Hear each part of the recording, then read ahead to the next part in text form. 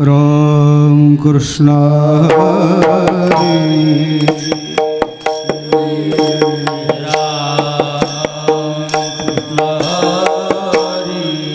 हरी जय जय राम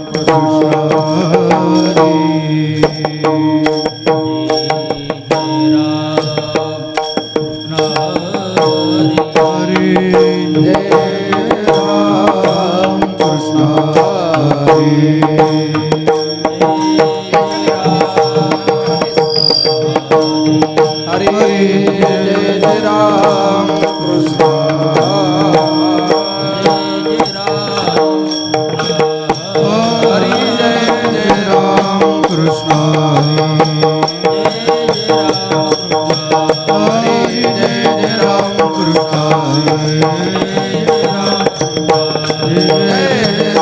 कृष्ण हरि जय जय राम कृष्ण हरि हरि जय जय राम कृष्ण हरि जय जय राम कृष्ण हरि जय जय राम हरि जय जय राम कृष्ण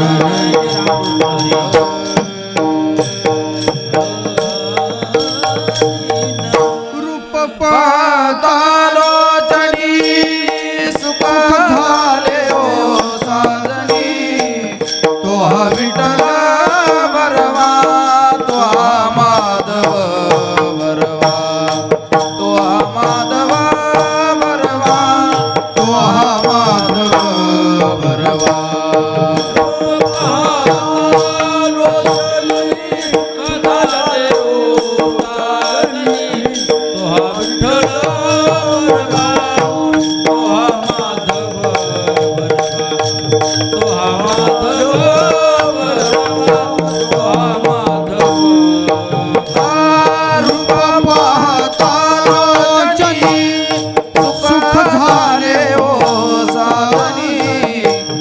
विठ्ठल बरवा तो माधव बरवा तो माधव बरवा तो माधव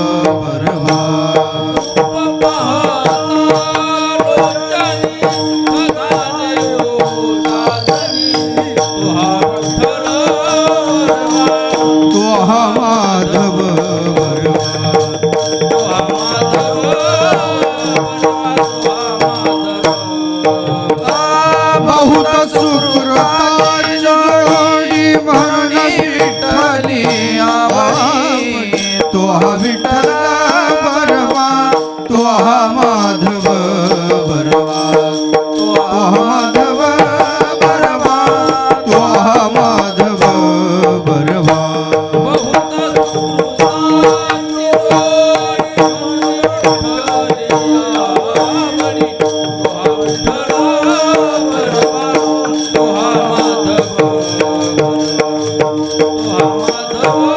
विठ्ठल बरवा तो माधव बरवा तो माधव बरवा तो माधव बरवा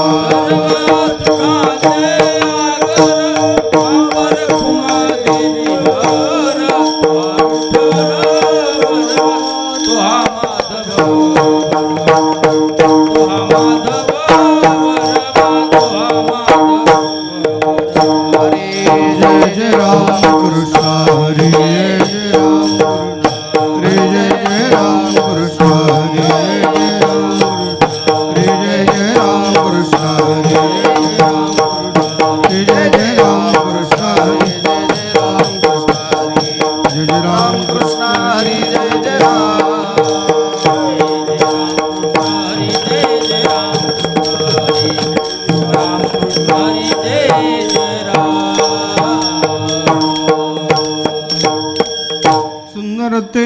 ध्यान उभे विठेवरी सुंदर ते ध्यान उभे विठेवरी करकटावरी ठेवूनिया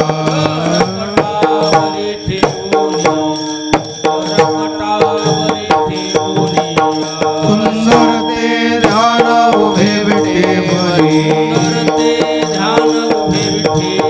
सुंदर ते ध्यान उभे विठेवरी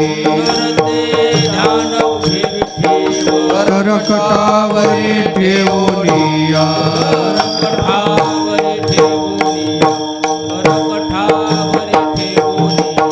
तुळसी हार गळा कासे पितांबर तुळसी हार गळा कासे पितांबर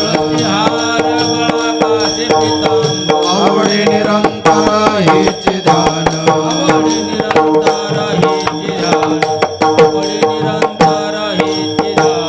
मकर कुंडले तळपती श्रवणी मकर कुंडले तळपती श्रवणी कंठी कौसुभमणी विराजित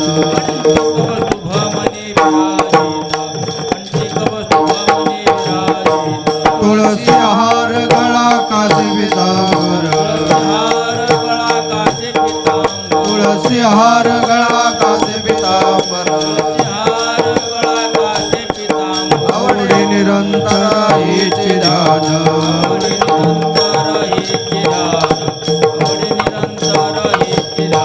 तुका म्हणे माझेचे सर्व सुख तुका म्हणे माझेचे सर्व सुख पाहिन श्रीमुख आवडीने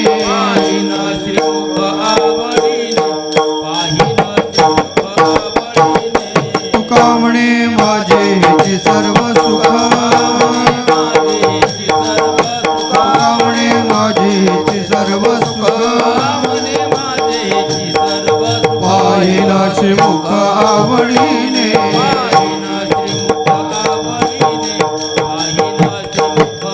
तुळसी हार गळा कासे पितांबर तुळसी हार गळा कासे पितांबर आवडे निरंतर हेच ध्यान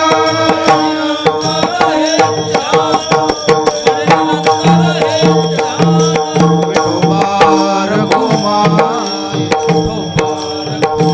जय विठोबार कुमाई जय विठोबार कुमाई जय विठोबार कुमाई जय विठोबार कुमाई जय विठोबार कुमाई जय विठोबार कुमाई जय विठोबार कुमाई जय विठोबार कुमाई जय विठोबार कुमाई जय विठोबार कुमाई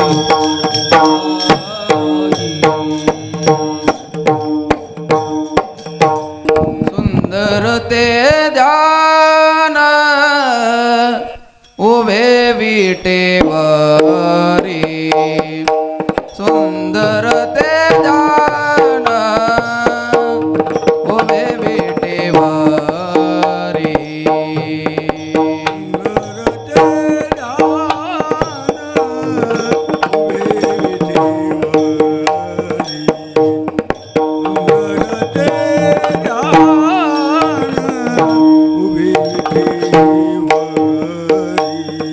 सुंदर ते ध्यान उभे विटेवरी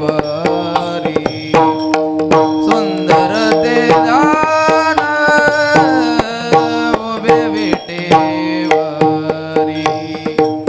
सुंदर ते ध्यान उभे विठेवरी सुंदर ते ध्यान उभे विठेवरी करकटावरी ठेवोनिया करकटावरी ठेवोनिया तुळशी हार गळा कासे पितांबर तुळशी हार गळा कासे पितांबर करकटावरी ठेवोनिया करकटावरी ठेवोनिया तुळशी हार गळा काशे पितांबर तुळशी हार गळा काशे पितांबर सुंदर ते ध्यान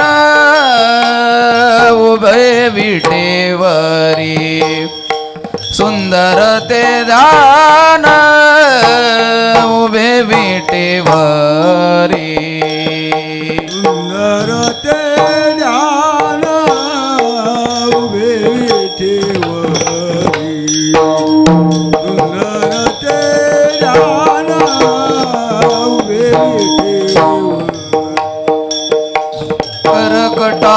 करकटावरी ठेवोनिया करकटावरी ठेवोनिया तुळशी हार गळा कासे पितांबर तुळशी हार गळा कासे पितांबर करकटावरी ठेवोनिया करकटावरी ठेवोनिया तुळशी हार गळा काशे पितांबर तुळशी हार गळा काशे पितांबर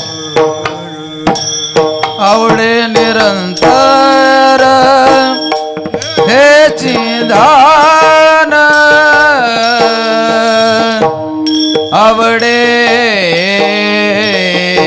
निरंतर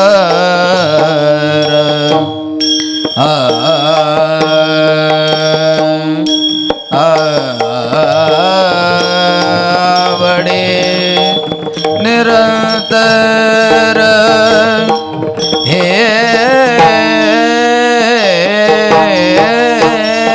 चिदान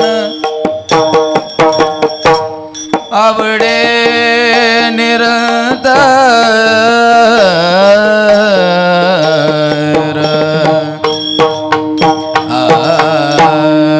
आवडे निरंतर आवडे आवडे निरंतर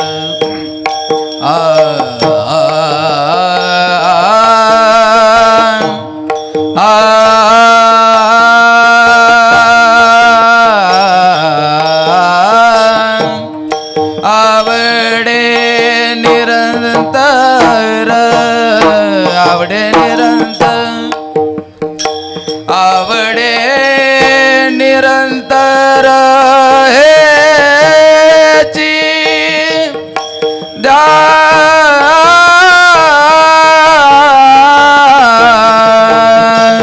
आवडे निरंतर हेची दान आवडे निरंतर हेची दान तुळशी हार गळा कासे पितांबर तुळशी हार गळा कासे पितांबर निरंतर हेची ध्यान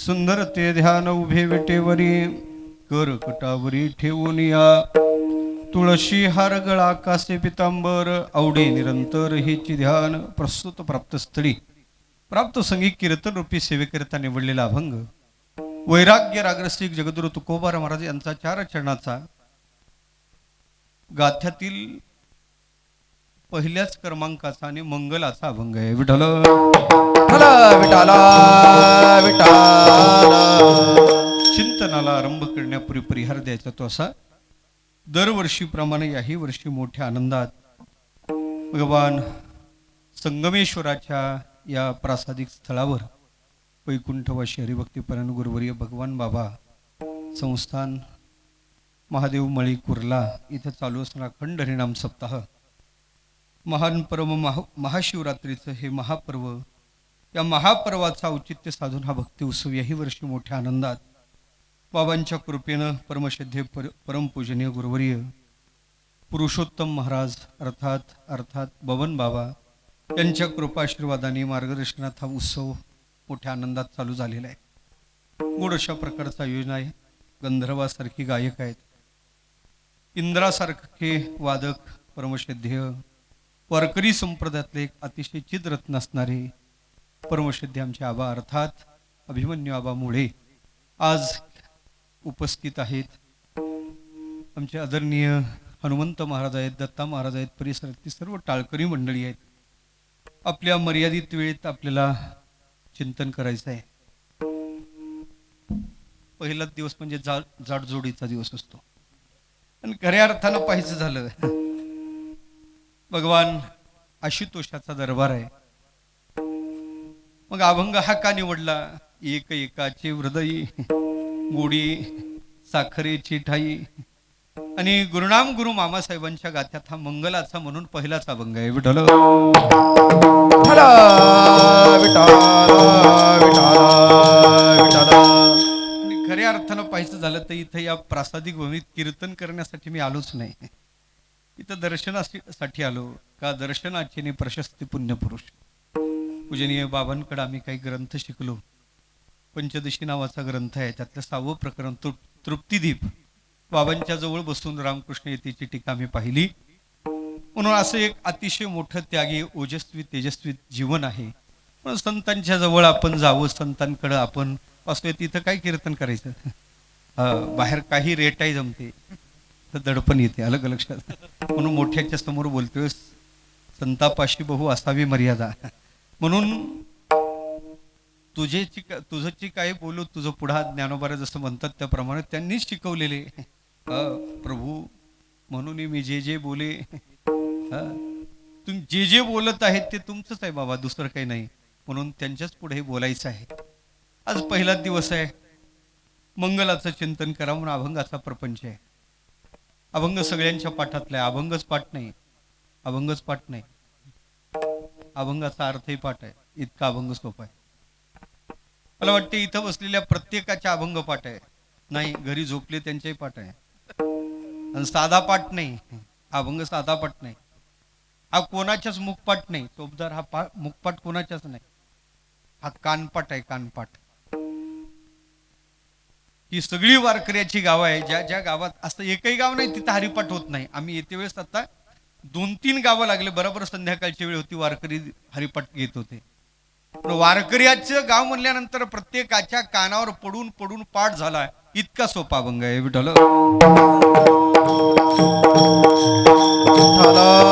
विठाला. अभंग सोपा आहे, अभंगाचा अर्थ सोपा आहे. मग तुम्ही एवढा सोपा का निवडला? त्याचं सोपं उत्तर आहे, अवघड येत नाही म्हणून. अलग लक्षात. सोपा अभंग निवडावा. पहिला दिवस आहे हो, आणि आपण एक दिव्य करून आलात, सेतू पार करून आलात ना, पण त्याच्यामुळं अतिशय सोपा अभंग आहे. या अभंगात महाराज भगवान परमात्म्याचा परिचय देतात, ओझा मंगल करतात. का केलं पाहिजे मंगल? शास्त्र बोलते, समाप्ती काम मंगलम आचरेत. हाती घेतलं काम निर्विघ्न शेवटाला जाण्यासाठी मंगल करा. पण काही आक्षेप घेतला का रे म्हणे बाबा, मंगलाचरण केल्यानंतर कार्यसमाप्ती रूपी फल भेटत असेल तर मंगलाचरणच करा, कार्य करू नका ना. विद्यार्थ्यांनी शाळेला जायचं, मंगलाचरण करायचं, पेपर लिहायचं नाही, पास व्हायला पाहिजे. शेतकऱ्यांनी शेतात जायचं, पहिल्याच दिवशी मोठं भलं लांब लचक मंगलाचरण करायचं. पेरणीच करायची नाही, धान्य भेटायला पाहिजे, पण असं घडत नाही ना. म्हणून काही जण म्हणतात की तुमचं वाक्य खोटं आहे. विठ्ठल विठाला हो, तुमचं वाक्य अन्वय सहचारातही बसत नाही, व्यतिरिक्त सहचारातही बसत नाही. जिथं जिथं मंगल आहे तिथं कार्यसमाप्ती असं फल भेटत नाही. जिथं जिथं मंगल नाही तिथं कार्यसमाप्ती नाही, असंही काय आम्हाला काही सापडत नाही. उलट अन्वय व्यभिचार आणि व्यतिरेक व्यभिचार आमच्या पुढे उपस्थित आहे.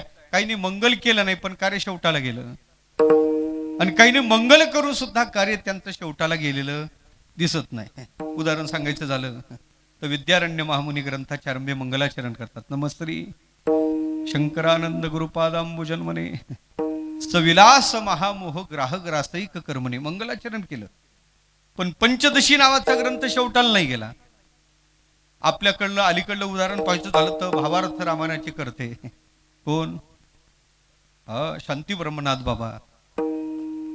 तिथं तर मंगलाचं त्रिकूट आहे. ग्रंथ करते अवतार कुटीतले भानुदासाचे कुळे महाविष्णूचा. ग्रंथ करते मंगल स्वरूप आहे. ग्रंथाचा विषय मंगल आहे. रामप्रभू ग्रंथाचा विषय आहे, आणि मला वाटते ग्रंथाच्या आरंभी मंगल आहे. तरी कार्य शेवटाला गेलं नाही. उलट आम्ही कादंबऱ्या वाचतो, कुठं मंगलाचरण आहे, पण कादंबरी पूर्ण आहे. दररोज वर्तमान पेपर पाहतो, कुठं मंगलाचरण आहे, पण बातमी तर पूर्ण आहे. मग तुमचं वाक्य सपशेल खोटं आहे असं म्हणा. विठ्ठल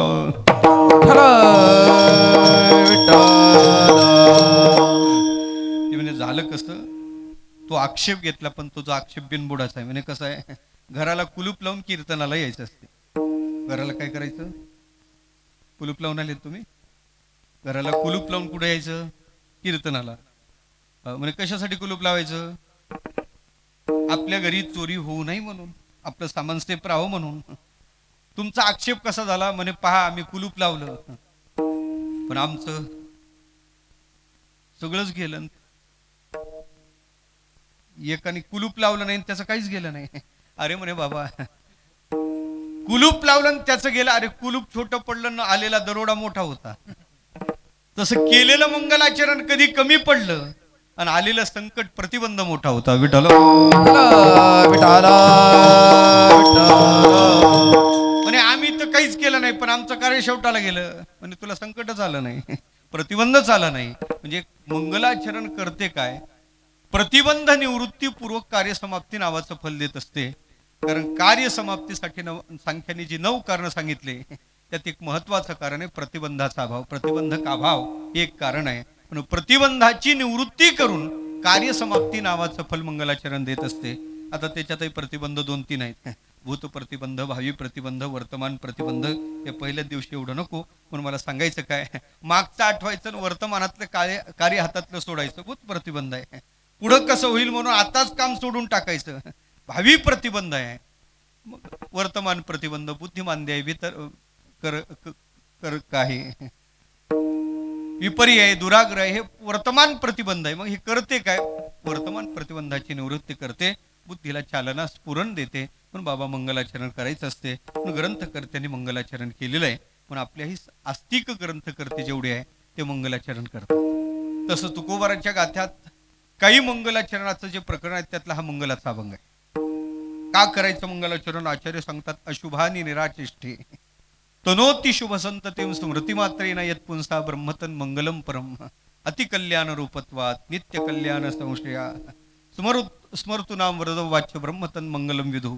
त्याच्यासाठी मंगलाचरण करा, अशुभाच्या निराकरणासाठी करा. महत्व असं आहे, जीवनात अशुभ तरी काय येते त्यालाही 3च कारण आहेत.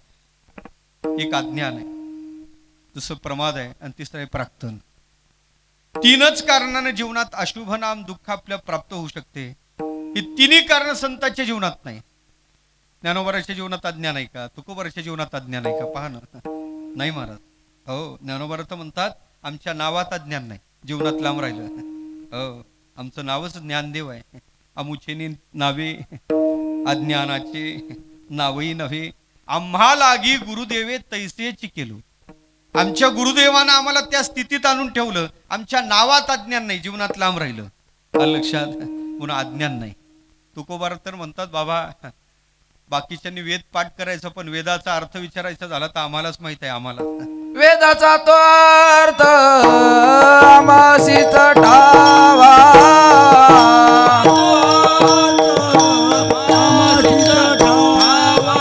हे वेदाचा तो अर्थ आमासीच ठावा.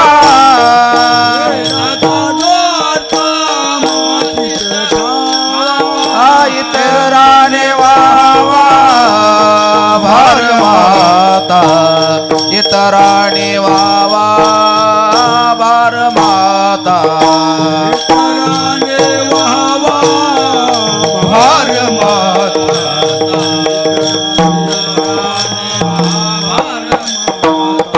ए वेदाचा तो अर्थ आमासीच ठावा. इतराने वावा भार माता. इतराने वावा भार माता.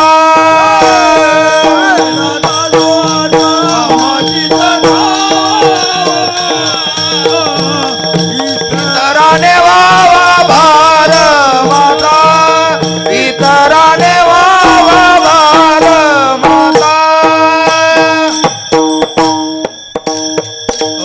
वेदाचा तात्पर्य आम्हाला माहित आहे, वेदाचा अर्थ आम्हाला माहित आहे. वेदाचा तो अर्थ आम्हाशीच ठावा. इतर आणि वाहवा भार माथा. याचा अर्थ असा आहे, त्यांच्या जीवनात अज्ञान आहे का देवा? नाही, अज्ञान नाही. प्रमाद आहे का? प्रमाद नाही. या अवतार कोटीतले महात्मे जगाच्या चुका नीट करण्यासाठी यांचं प्रगटीकरण आहे, पण यांच्या जीवनात प्रमाद सुद्धा नाही. आणि प्राक्तन मानायचं का? हा मोठा प्रश्न आहे.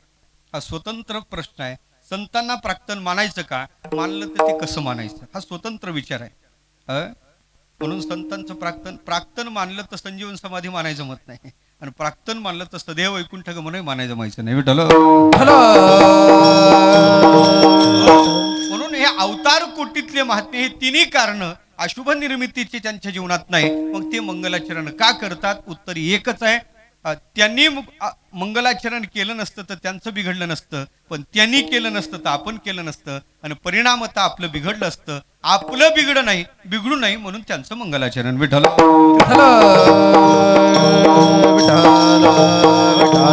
म्हणून आज हा मंगलाचा अभंग आहे. या अभंगात जगद्गुरु तुकोबार महाराज परमात्म्याचा आम्हाला परिचय देतात, पांडुरंगाचा परिचय देतात, उपास्य परमात्म्याचा आम्हाला परिचय देतात. आम्हालाही लोक भेटतात, आम्हाला देवाचा नाही भलते परिचय देतात. देवा त्याचाही देतात, देव नाही त्याचाही देतात. फिरतेवस परिचय देतात लोक. महाराज आमचं घर, आमचा मुलगा, आमचा भाऊ. मला वाटतं इथपर्यंत परिचय ठीक आहे. महाराज ही आमची बायको. काही गरज आहे बोला परिचय द्यायची? तोही वेगळ्या भागात वेगळा. काही भागात सांगतात महाराज ही आमची लक्ष्मी आहे, काही भागात सांगतात महाराज ही आमची मंडळी आहे, काही भागात सांगतात महाराज हे आमच्या घरचे आहेत. इकडे काय म्हणतात मला कोणी दिला नाही. हो, एका घरी गेलो, ती माऊली दूध घेऊन आली. यजमान माझ्या शेजारी बसलेले, त्यांनी त्याच्या बायकोकडे बोट दाखवलं आणि मला विचारलं, महाराज ह्या कोण, तो मला माहित आहेत का? पहिल्यांदा तुझ्या घरी आलो, माहित असण्याचं कारण काय? त्यांनी त्याच्या बायकोकडे बोट दाखवून मला तिचा परिचय दिला. म्हणे महाराज हे आपलंच बारदान आहे. बायकोचा परिचय. मला असा परिचय झाला नव्हता, नाविन्यपूर्ण परिचय होता. मी इकडे तिला बारदान म्हणतात, पण याला काय म्हणतात हे कळलं पाहिजे. मी थोडं थांबलो, तिच्याकडे पाहिलं, त्याच्याकडे पाहिलं, मग विचारलं, ताई हे तुमचे कोण? आता ती त्याचीच बायको होती, त्याच्याच संस्कारात वाढलेली होती. तिने त्याच्याकडे बोट दाखवून मला त्याचा परिचय दिला. म्हणे महाराज हे आमचं ना भंगार आहे. विठ्ठल.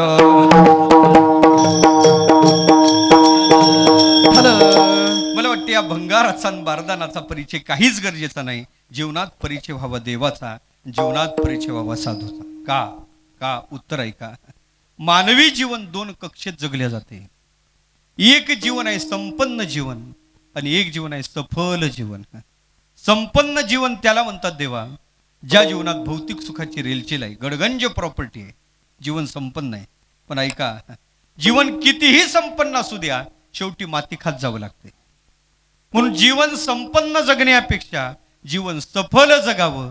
जीवन सफल कशानं होत असेल तर त्याला फक्त देवाच्या परिचयाची गरज आहे. म्हणून आमचे तुकोबार म्हणतात, या जन्माची सार्थकता जर कशात असेल तर केवळ विठ्ठलाच्या दर्शनात तुका आहे. म्हणे जन्माल्याचे सार्थक विठ्ठलाची एक देखलिया विठ्ठलाची एक देखलिया तुका बोलाचे सार्थक विठ्ठलाची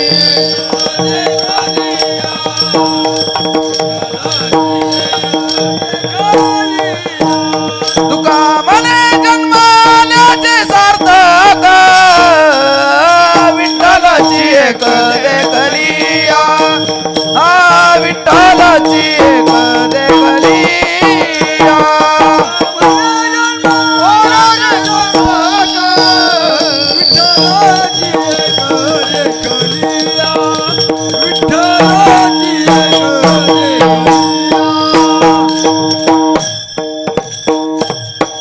तुकोबार म्हणतात या जन्माची सार्थकता जर कशात असेल तर देवाच्या परिचयात आहे. पण तुकोबार देवाचा परिचय देतात.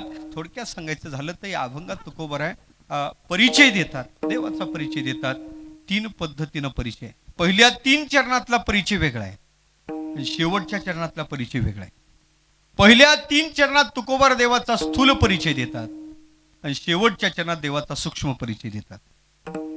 पहिल्या 3 चरणात तुकोबार देवाच्या रूपाचा परिचय देतात. शेवटच्या चरणात तुकोबार देवाच्या स्वरूपाचा परिचय देतात.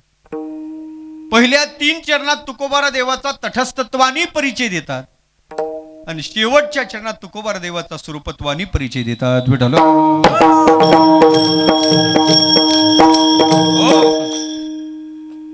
पहिल्या 3 चरणातला परिचय वेगळा आहे आणि शेवटच्या चरणातला परिचय वेगळा आहे.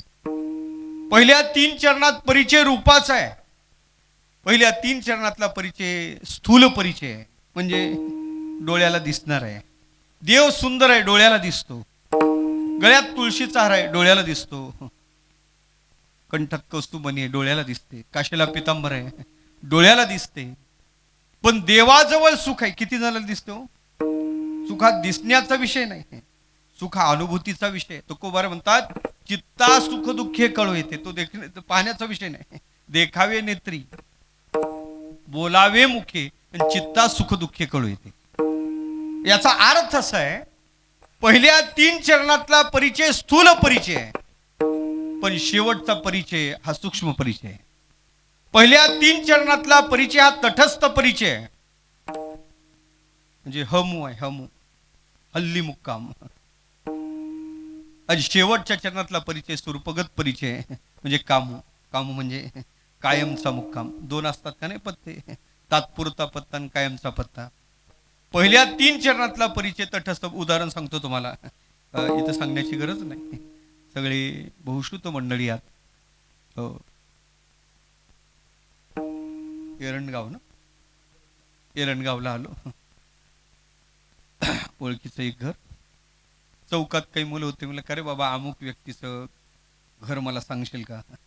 ते चौकात बसलेल्या पोरांनी मला सांगोले निर्देश करून सांगलं, म्हणे बाबा पहा, ज्या घरावर कावळा बसला ते त्यांचं घर आहे. काय सांगितलं? कावळा बसला ते त्यांचं घर. मी कावळा पाहिला, चालत चालत चालत चालत दारापर्यंत गेलो. तेवढ्यात कावळा. अहो महाराज, कावळा काय झाला? ओ बारके महाराज, कावळा काय झाला? हा, उडाला. बरोबर आहे. कावळा दुसऱ्या घरावर बसला. मला परिचय काय दिला होता? कावळा बसला ते त्यांचं घर. मी कावळा पाहिला, दुसऱ्या दारात गेलो. तेवढ्यात कावळा तिथूनही उडाला. कावळा 3ऱ्या घरावर बसला. चालू द्या सकाळपर्यंत. कावळा 3ऱ्या घरावर बसला. कावळा बसला ते त्यांचं घर, म्हणून त्यांच्या दारात गेलो. तेवढ्यात तो कावळा विचारात पडला, हा बगळा आपल्या मागं काय करतो? मी गावभर फिरलो देवा, पण मला नाही घर सापडलं. पुन्हा मी चौकात आलो. ए बाबा, अमुक व्यक्तीचं मला घर सांगशील का? मी आता सांगितलं कळत नाही तुम्हाला? तुम्ही बुवा, ते वक्ते बाबा एक बुवा लोकांची व्याख्या करायची. ते म्हणायचे बुवा म्हणजे अख्ख्या गावाचा मेवना, कोणी उडवा. आणि दुसरी एक व्याख्या करायची, बुवा म्हणजे सार्वजनिक मालमत्ता, कोणी हक्क गाजवा. आलं का लक्षात? तुम्हाला कळत नाही महाराज, आता सांगितलं नाही लक्षात येत तुम्हाला? म्हटलं बाबा अरे तू सांगितलं होतं कावळा बसला ते त्यांचं घर, कावळा गावभर फिरला, कोणतं घर समजू? म्हणे बुवा ज्यावेळेस मी अंगुली निर्देश करून सांगितलं होतं त्यावेळेस कावळा ज्या घरावर होता ते त्यांचं घर. म्हणजे जे लक्षण कधी आहे आणि कधी नाही आणण्यापासून त्याला बाजूला करते त्याला म्हणतात तटस्थ परिचय म्हणा. ते त्याचा तटस्थ परिचय आहे. नेमकं सांगशील का? मग त्याने सांगितलं म्हणे बाबा पहा असं पहा म्हणे ते पुढं दिसते का? हो, जे माळवंदाचं घर आहे ते त्यांचं घर आहे. मी चालत चालत चालत चालत दारात गेलो, ते माळवण पाहिलं, घरात गेलो, घर सापडलं, दृष्टांत संपला. मला वाटते घराच्या स्वरूपाच्या अंतर्गत ते माळवंद आहे. म्हणून मला सांगायचं काय, जो परिचय कधी आहे, जो परिचय कधी नाही तो तटस्थ आहे. जो कधीच बदलत नाही तो स्वरूपगत परिचय आहे. या अभंगाच्या पहिल्या 3 चरणात देवाचा तटस्थ परिचय आहे आणि शेवटच्या चरणात देवाचा स्वरूपगत परिचय आहे. पहिल्या 3 चरणातला परिचय आहे. तुकोबारा म्हणतात हा परमात्मा सुंदर आहे. मी म्हणतो आता सुंदर आहे, पण कायम सुंदर आहे का वा? एक अवतार त्यांनी वराह घेतला की तो कोणी त्याला सुंदर म्हणाल का? नाही का सुंदर, पण ते सौंदर्याचं लक्षण आम्ही जे ठरवलं ते तिथं दिसते का? नाही. याचा अर्थ असा आहे उभे विटेवरी. महाराज म्हणतात आता हा विटेवर उभा आहे. आता कुठं आहे? सुंदर ते ध्यान उभे विटेवरी. मग हा कायम विटेवर आहे का? कायम विटेवर आहे का? आता विटेवर आहे, पण कधीतरी वीट सोडून गेला असेल का? नाही. सांगू तुम्हाला, दिवाळीचा सण आला होता. दिवाळीचा सण नामदेव महाराजांनी सांगले नामा अरे सगळ्याला दिवाळीचं अभ्यंग स्नान घडते, माझ्या पांडुरंगाला मला स्नान घालावं वाटते. असं कर, रावळात जाऊन देवाला दिवाळीच्या स्नानाला घेऊन ये. सण दिवाळीचा नामा राऊळ असते. देवाचा हात धरला आणि देवाला विनंती केली, देवा तुला आईनं दिवाळीच्या अभ्यंग स्नानाला बोलावलं. देव म्हणे अरे नामा आलं असतो, पण आता काकड्याची वेळ झाली, बडवे येतील बाबा, मी दिसलो नाही, कांगावा करतील, मी नाही नाही असं गोंधळ होईल, मला नाही जमायचं. म्हणे देवा माहित नाही, आईनं तुला सांगितलं तुला स्नानाला यावं लागेल. हट्ट होता नामदेव महाराजाचा. दिवाळ बघतो ते नामदेव महाराज. अरे पण नामा मी तुझ्या घरी आल्यावर माझ्या जागेवर कोण? पण एक कर, तुला माझं घर माहिती आहे ना, पुढच्या चौकात जायचं, दक्षिणेला वळलं का पोळीत आपलं घर आहे, तुला माहित आहे ना, तुला घर माहित आहे, तू माझ्या घरी जा, तेवढा वेळ मी तुझ्या जागेवर उभा राहतो. देवाने कपाळाला हात लावला, म्हणजे नामा तू दररोज राऊळातच पडून आहे, बडवे तुला ओळखायचे नाही का? म्हणे देवा सोपा आहे. म्हणे काय? तू आपल्या भक्ताला आपल्या मुक्त्या देतो का? नाही देतो ना मुक्त्या. कधी समीपता, कधी स्वरूपता, कधी सायुज्यता, कधी सलोकता, हे मुक्त्या देतो ना. एक कर, तुझी तात्पुरती स्वरूपता नावाची मुक्ती मला दे. म्हणजे तू जसा आहे तसं तुझ्यासारखं रूप मला दे. तू काळा आहे ना देवा, मला काळ कर. माझं काळ कर नाही बरं का, तू काळा आहे ना, मला काळ. देवाला युक्ती पटली. महाराज देवानी डोक्यावर हात ठेवला आणि तथाच तू म्हणल्याबरोबर नामदेव महाराजाला देवासारखं रूप प्राप्त झालं. तस्मिन स्तज्जनेचे भेदाभावात अविभागेन दृष्टत्वात, त्यांच्यात अविभाग दिसू लागला. देव आणि भक्त सारखे दिसू लागले. म्हण नामा दिसण्यावर होत नाही बरं का, बडवे हुशार आहे. म्हणे ये खाली, खाली ये. देवाला खाली बोलावलं. हो नामा असं उभं राहावं लागते, पाय जोड, पाय जोड, समचरण, घे हातवर. देवाने हातवर घेतले.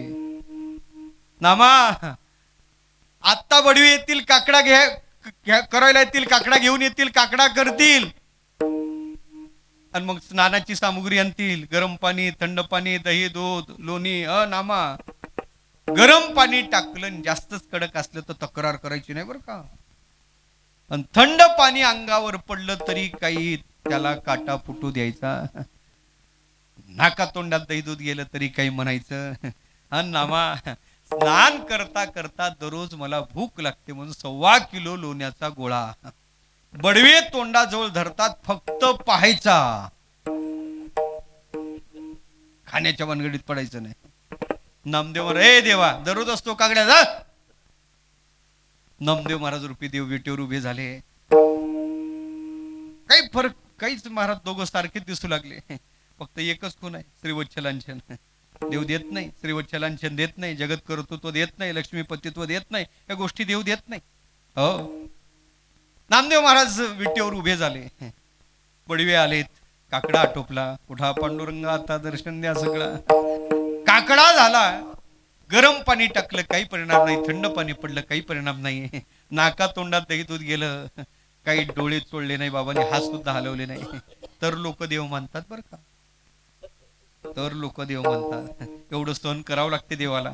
आणि मग 1.25 किलो लोण्याचा गोळा बडव्याने हातात घेतला आणि देवाच्या तोंडाजवळ नेला. एका हातात आरती घेतली, डोळे लावून बडवे आरती करून देवाला विनंती करतात, देवा स्वीकार करा, स्वीकार करा. येऊ नाही पण सहज जीभ बाहेर आली. कोणाची? झोपले का तुम्ही? कोणाची? हा, नामदेव महाराज रूपी देवाची जीभ बाहेर आली. त्या जिभेला नवनीताचा स्पर्श झाला आणि जसा स्पर्श झाला ना, हो, नामदेव महाराज म्हणे हा पदार्थ आपल्या खाण्यात पाहण्यातही नाही बाबा, म्हणूनच देव असा गबूची गबू गमगम दिसतो का? बरं, देवानी खाऊ नको म्हणून सांगितलं, चव घेऊ नको म्हणून थोडी सांगितलं, एक घास खायला काय हरकत आहे? बडव्याचे डोळे लागले, पाहता काही एक घास ओढला, जीभ तापलेली होती, नॉनस्टॉप लोणी पोटात गेलं, थांबलंच नाही जिभेवर. म्हणे आणखीन एक घास खायला काय हरकत आहे? घास बार अर्धा किलो लोणी आतल्या आत ओढलं. मग झालं असं, न जातु काम कामानाम उपभोगेन शम्यते हविषा कृष्ण वर्तमैव भूय एवाभिवर्धते. त्या न्यायानं पुन्हा लोणी खाण्यासाठी जीभ बाहेर आली. जिभेचा उष्ण स्पर्श जसा बडव्याच्या हाताला झाला आणि हाताला झाल्यावर बडव्याला डोळे उघडले, तर बडवे पाहतात काय काय, हातातलं लोणी अर्ध झालं, देवानं लोणी खाल्लं. ते विचारात, देवाने लोणी खाल्लं त्याचा आनंद नाही त्यांना झाला, ते विचारात पडले, यानं जर लोणी खाणं चालू केलं तर उद्यापासून आपलं कसं? विठ्ठल विठ्ठल माझा विषय एवढाच चालला. देव कधी विटेवर उभा आहे आणि कधी नामदेव महाराजच्या घरी आहे. काय विटेवर आहे का? पण हा तटस्थ परिचय, कायमचा परिचय नाही. दुसऱ्या चरणात या, तुळशी हार गळान कासे पितांबर, त्याला काशेला पितांबर आहे. मी म्हणतो कायम याच्या काशेला पितांबर आहे का हो? सांगू तुम्हाला, नामदेव महाराजाचं कीर्तन चालू होतं. कीर्तन, जनाबाई कीर्तनात उभ्या होते, आळंदीचे ज्ञानोबा आहे गायक होते, ते कीर्तनात उभे होते, हनुमंत महाराज. आणि मग झालं असं, जनाबाईनं ज्ञानोबाराला सांगितलं, ओ ज्ञानोबाराय म्हणा अभंग. ज्ञानोबाराने अभंग म्हणला ना, असा रंग कीर्तनात भरला. रंग जसा कीर्तनात भरला तसं देवानी नाचणं चालू केलं. नाचता नाचता नाचता नाचता नाचता नाचता देवाचा गळला पितांबर, देवाचा गळला पितांबर, देवाचा गळला पितांबर. नाचता नाचता नाचता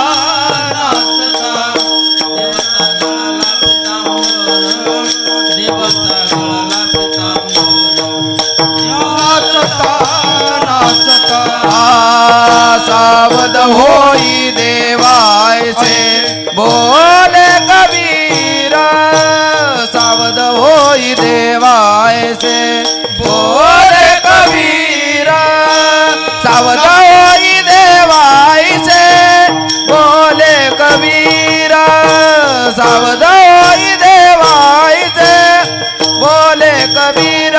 नामदेव कीर्तन करी, नामदेव कीर्तन करी, पुढे देव नाचे पांडुरंग, पुढे देव नाचे पांडुरंग, पुढे देव नाचे पांडुरंग. नामदेव कीर्तन करी, सावध होई देवायचे बोले कबीर, सावध होई देवायचे बोले कबीर, सावध होई देवायचे बोले कबीर. नामदेव कीर्तन करी, नामदेव कीर्तन करी, पुढे देवनाचे पांडुरंग, पुढे देवनाचे पांडुरंग, पुढे देवनाचे पांडुरंग. नामदेव कीर्तन करी.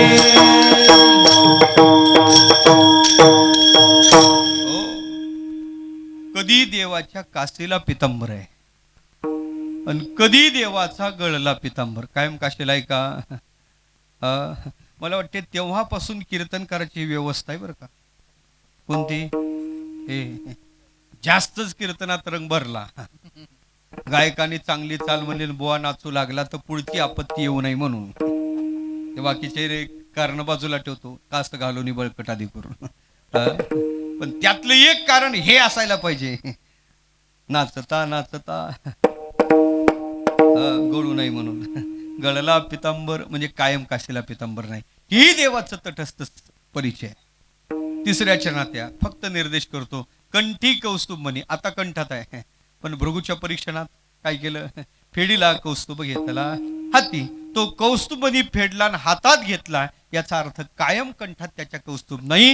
हे तिन्ही चरणातला परिचय हा देवाचा तटस्थ परिचय आहे. पण तुका म्हणे माझे हेची सर्व सुख. देवाकडे सुख आहे. कधी आहे हो? कधी आहे? सुख म्हणजे देव, आणि देव म्हणजे सुख. सच्ची सुखात्मकम ब्रह्म असं देवाचं लक्षण आहे. म्हणून सुखाला सोडून देव कधी राहत नाही. हा देवाचा कायमचा परिचय म्हणजे स्वरूपगत परिचय. विठ्ठल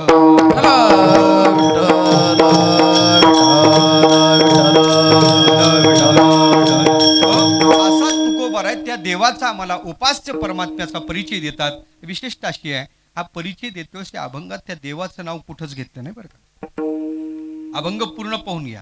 इथं पांडुरंग कुठं नाव नाही, विठ्ठल कुठं नाव नाही. मग हे तुम्ही हे सगळं कशाहून सांगताय? हा त्याचा परिचय कशाहून सांगताय? त्याचं सरळ उत्तर आहे, त्याचं सरळ उत्तर आहे का लक्षण प्रमाणाभ्याम वस्तुसिद्धी ऐसा विटेवर देव कुठे, असा दुसरा तिसरा विटेवर देव नाही. म्हणून त्याच देवाचा परिचय आहे.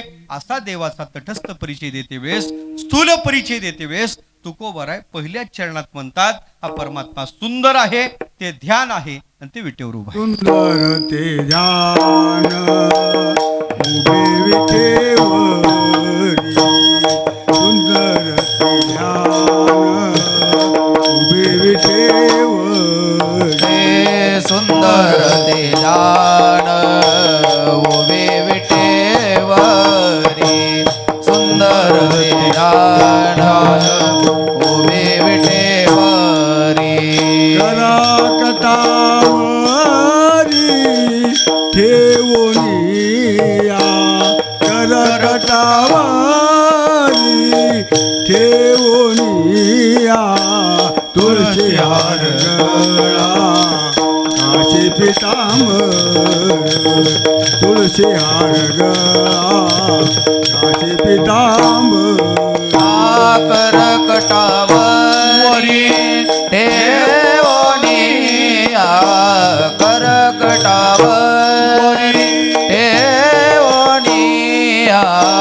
तुळशी हार गळा काशी पितांबर, तुळशी हार गळा काशी पितांबर.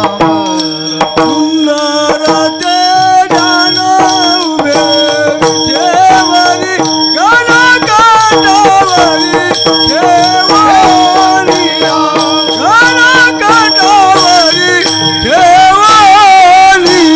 सुंदर ते ध्यान उभे विटेवरी, करकटावरी ठेवोनिया, करकटावरी ठेवोनिया. अभंगाच्या पहिल्या चरणात तुकोबार म्हणतात हा परमात्मा सुंदर आहे, ते ध्यान आहे, विशिष्ट त्याची रचना आहे. उभे विटेवरी सुंदर ते ध्यान. तुकोबार पहिला शब्द वापरतात हा सुंदर आहे. माझा प्रश्न तुम्हाला असा आहे, खरं सांगा देव सुंदर आहे का? तुमचं काय मत आहे हो महाराज? म्हणजे माझं मत सांगतो, मी सध्या तुकोबारच्या विरोधात आहे. माझं मत आहे देव सुंदर नाही. मला फक्त माझे गडी कोण कोण निवडा भिन्न यातून. मी पक्षाचे सिंबॉल आहे त्यांना विचारणार नाही, ज्यांच्या कपाळाला गंध आहे, चिन्ह आहे गळ्यात, तुळशीचं माळ आहे, नाही विचारणार. माझे फक्त गडी मी शोधणार आहे. चोपदार देव सुंदर आहे? देव सुंदर आहे का? तुम्ही तुकोबाराच्या पक्षात. म्हणजे माझा पक्ष असा आहे, माझं मत आहे देव सुंदर नाही, फक्त माझे कोण कोण आहेत मला एवढं शोधायचं आहे. हो देव सुंदर आहे? अपक्ष? अपक्ष का? हा ते अपक्षाची भूमिका आहे तिची. अपक्ष फोडणं सोपं जाते, काही अवघड नाही आपल्याला. अपक्ष फोडून टाकू आपण. देव सुंदर आहे म्हणजे तुम्ही तुकोबाराच्या पक्ष. माझं मत सांगतो, मी सध्या तुकोबाराच्या विरोधात आहे. माझं मत आहे देव सुंदर नाही, मला पाहायचं तुम्ही तुकोबाराच्या पक्षात आहे का माझ्या पक्षात आहे. हा सुंदर आहे, सुंदर आहे. म्हणजे एकंदरीत तुम्ही जास्त तुकोबाराच्या पक्षातले आहे. बाबा आहेत माझ्या पक्षात, बस पाठिंबा भक्कम असला का आपोआप निवडून येऊ, काही चिंता नाही. ऐका, म्हणजे देव सुंदर आहे हे तुमचं मत आहे. आता माझा प्रश्न आहे का तुम्हाला, सौंदर्यशास्त्र सौंदर्याचे मार्क काळ्या रंगाला देते का गोऱ्या रंगाला देतो? आणखीन खाली येऊन सांगू, खाली येऊन सांगू. तुमच्याकडे सुंदर काळ्याला म्हणतात का गोऱ्याला म्हणतात? आता हे काही अवघड नाही राव, झाले असतील ना तुमचे, मग सांगायला काय हरकत आहे. मला जास्तच खाली यायला लावू नका, पिक्चरच्या गाण्यापर्यंत नका. मला काही मर्यादा आहेत, आलं का लक्षात? काळ्या सुंदर म्हणतात का गौरवर्णाला म्हणतात? गोऱ्याला. मग तुकोबाराय ज्याला सुंदर म्हणतात तो काळा आहे का गोरा आहे? परत साधा काळा आहे का ठाईचाच काळा आहे? ठाईचाची काळा नदी भाऊ काळा म्हणून वेदा ताळा लाविला, म्हणून वेदा ताळा लाविला. ठाई काळा नदी भाऊ काळा म्हणून वेदा ताळा लाविला, म्हणून वेदा ताळा लाविला.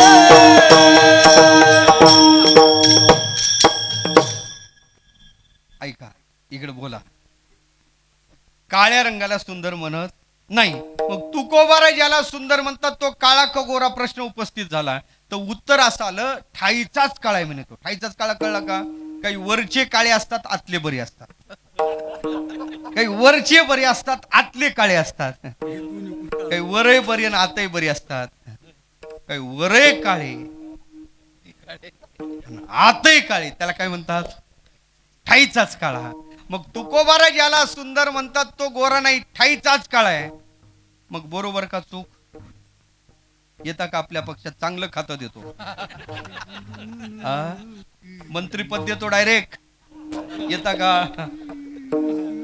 काय मत आहे तुमचं? येतं आपल्याकडं? अपक्ष आले पालटून येतात. येता तुकोबारा चुकीचं बोलतात मग, नाही का? द्या ना तिकडे शिव्या, घेतो ना अपक्षात. येता का? विठ्ठल विठ्ठल. हो ऐका, असं ना, म्हणूनच म्हणलं त्याला काळ्याला सुंदर म्हणतात का गोऱ्याला सुंदर म्हणतात, तर उत्तर असं आलं काळ्या रंगाला सौंदर्यशास्त्र सौंदर्याचे मार्क देत नाही. मग तुकोबाराला सुंदर म्हणतात तो काळा का गोरा, तर उत्तर आलं तो ठाईचाच काळा. मग तो रंगानं काळा आहे तरी तुम्ही म्हणता काय तो सुंदर आहे. तर माझा प्रश्न तुम्हाला, कधी कधी काय आहे, रंगाचं काळे पण मान्य होतं. घड्याळ पुढे गेलं, मी पुढे चालतो लवकर, आपल्याला एक तरी चरण जर असं तरी झालं पाहिजे. आलं लक्षात? तसा अभंग घ्यायचाच असतो, सोडायचंच असते ते. आलं लक्षात? पुढे सांगतो तुम्हाला, ऐका. कधी कधी रंगाचं काळे पण मान्य होते, गुण चांगले पाहिजे. आपल्याकडे मन नाही का, वाहनानं नाही तर आहे का नाही, वाहनानं नाही तर गुणानं. म्हणजे कधी कधी वाहनाचं काळे पण असते, मग गुण चांगले असतात. उदाहरण सांगतो, ते मान्य होते. उदाहरण सांगतो. बाप गेला, पोराची सोयरीक करून आला. बाळ्या काय सोयरीक झाली तुझी? आपण बाबा मी पोरगी पाहिली नाही, डायरेक्ट चोरी कशी काय केली? म्हणजे फोटो आणला ना मी. फोटो बापाने पोराच्या समोर धरला, पोरगी काळी कुट्ट होती, फोटो तर ओळखू येत नव्हती. पोरग होतो सुशिक्षित बेकार. त्याने हातपाय आपटले, म्हणे बाबा इतक्या काळ्या कुट्ट पुरीशी मी लग्न करणार म्हणजे करणार नाही. बाबा पोईताकला काट्या, अरे शब्द देऊन गेलो, आलो ना. ते म्हणे तुमचा शब्द गेला. तुमच्याकडे खड्ड्यातच घालतात का? मला वाटलं पितृवचनासाठी रामे वनवास गेला, अशातले आहेत का काही? तुमचा शब्द गेला. हो, ते म्हणे बाबा तुमचा शब्द गेला खड्ड्यात. चुलीत म्हणले नाही, बरं झालं खड्ड्यातच घातला. आलं का लक्षात? आलं का लक्षात? हो वर काढायला जमलं खड्ड्यात पडलेला. म्हणून बापाला म्हणे तुमचा शब्द गेला खड्ड्यात. बापाने अख्खं बाप पुराण वाचलं. बाप पुराण माहितीये का तुम्हाला? 18 पुराणात नाही, स्वतंत्र पुराण आहे ते. लहानाचं मोठं केलं, हाडाचे काळे केले, हे केलं ते केलं ते केलं, सगळं बापाने सांगितलं. शेवटी बाप म्हणला काट्या रंगावर काय जातो? पोरगी महिन्याला 1,00,000 रुपये पेमेंट कमावते. काय म्हणला? त्याला 100 रुपये रोजानं कोणी ठेवत नव्हतं. पोरगी काय करते? 1,00,000 रुपये पोरीला महिन्याचा पगार आहे. आणि हे शब्द ऐकल्यावर त्याला अर्धा तास त्यानं डोकं खाजवलं. रिकामच नाही म्हणलो. अर्ध्या तासानं पाण्याचा ग्लास भरला, बापाच्या जवळ आला. बापाच्या जवळ आला, पाणी घेतलं. म्हणे बाबा तुम्ही रागावले का? तुम्ही खरंच रागावले बाबा? आणि मग तुम्ही शब्द दिलाच ना विठ्ठल.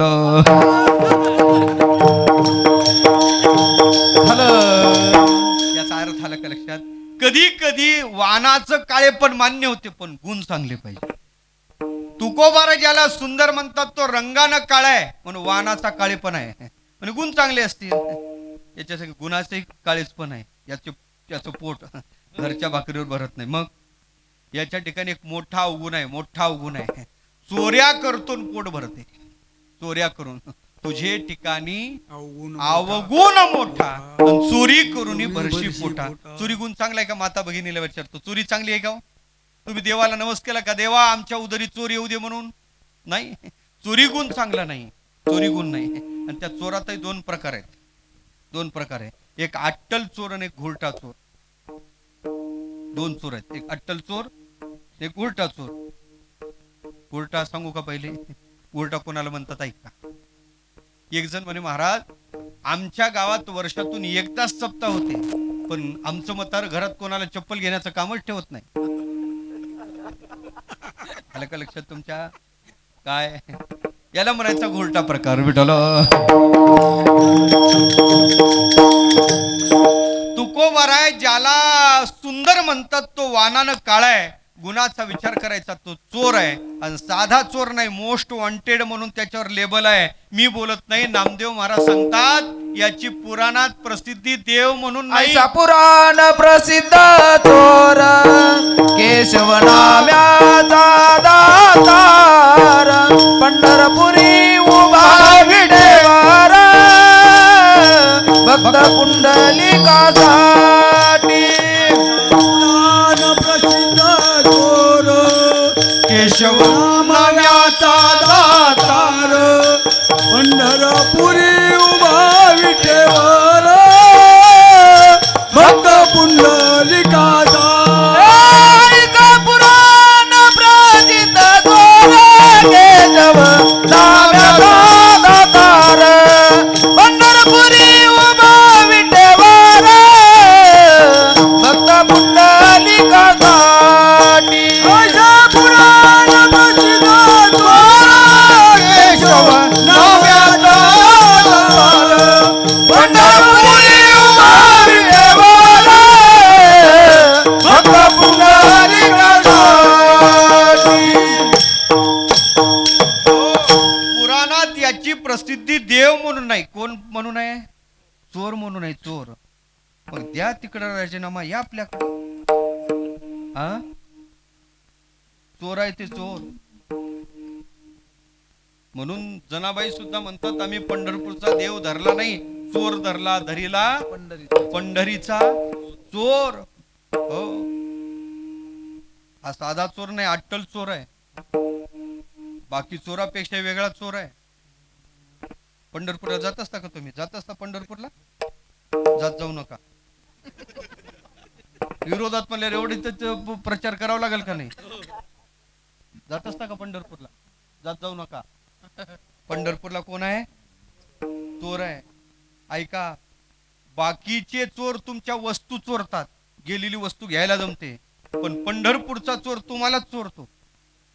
चैतन्य चोरीले माझे चैतन्य चोरीले, चैतन्य चोरीले माझे चैतन्य चोरीले, चैतन्य चोरीले माझे चैतन्य चोरीले, चैतन्य चोरीले माझे चैतन्य चोरीले.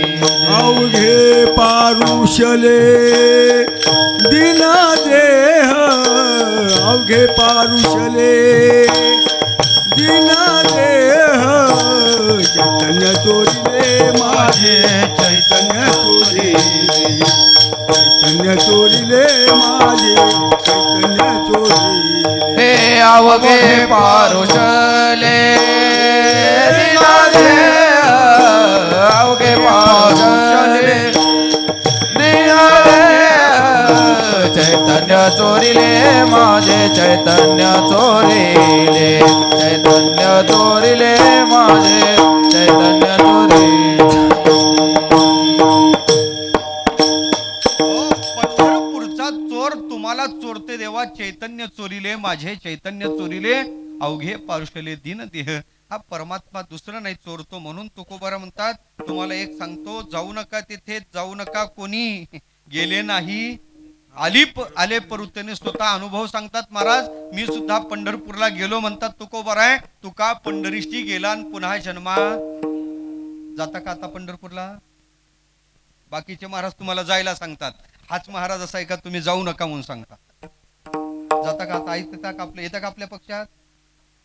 हा आले बाबा, एक जण तर आले, 2-4 झाले तरी बस झालं. एवढ्यावर फक्त डिपॉझिट जप्त होणं एवढेच मला पडायचे, जास्त काय पडायचे नाही. चालेल का लक्षात? म्हणजे आता पहा बरं, आपण पक्ष लढवायचा आहे. तुम्ही आले ना, पाठिंबा काढून घेऊ नका फक्त. नाही तर बरोबर अर्ज घेचाल माग. ऐका आता यांना घेतो आपण. येता का तुम्ही? येतील का? रात्रभर करावं लागेल बाबा कीर्तन त्याच्यासाठी. आलं का लक्षात? एक एक मुद्दा मांडतो ना त्याला. मी नाही, सगळ्यात मोठा तुम्हाला हायकोर्टाचा पुरावा देतो. जाऊ नका. मधुसूदन सरस्वती म्हणतात ना, ते सांगतात जाऊ नका. मा यात पंथा पतिभिमरथ्या दिगंबरा कोपी तमाल नीला विन्यस्तस्तोपी नितंब बिंबे धूर्त समाकर्षित चित्तवृत्तीम. हे माझं नाही बोलणं आहे. कोणाचं आहे?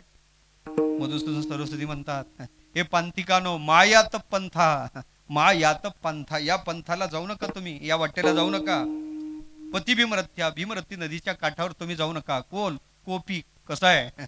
तमाल नीला, हा तमाल वृक्षाच्या निळ्या रंगाप्रमाणे तो तसा आहे. विन्यस्त स्तोपी नितंब बिंबे, त्याने दोन्ही मोकळे हात आपल्या नितंबावर कमरेवर धरलेले आहे.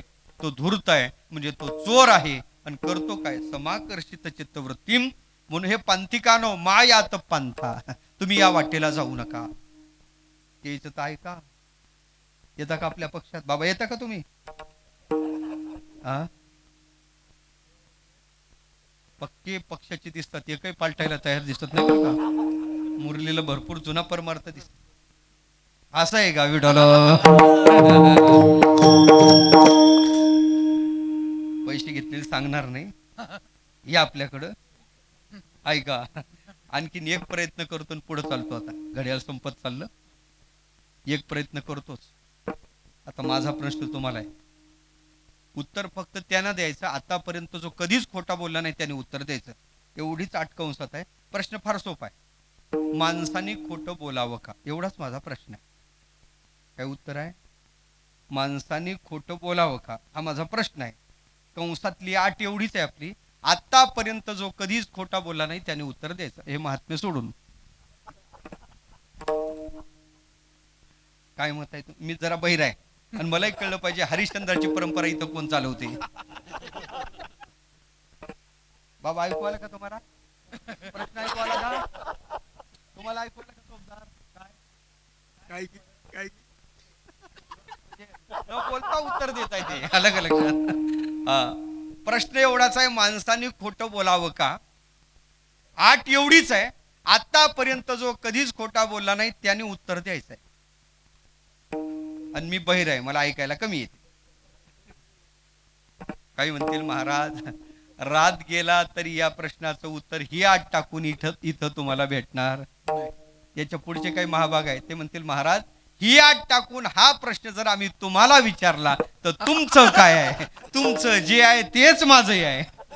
झाकली मूठ 1.25 लाखाची. मग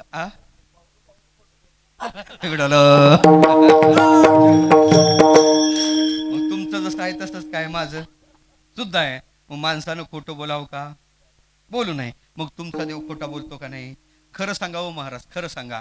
महाराज, माती खाल्ली होती का नाही हो? आणि खाऊन काय म्हणतो? आई गाई नाही कादली मी माती, आई गाई नाही कादली मी माती, नाही घालली माती, आई गाई नाही घालली.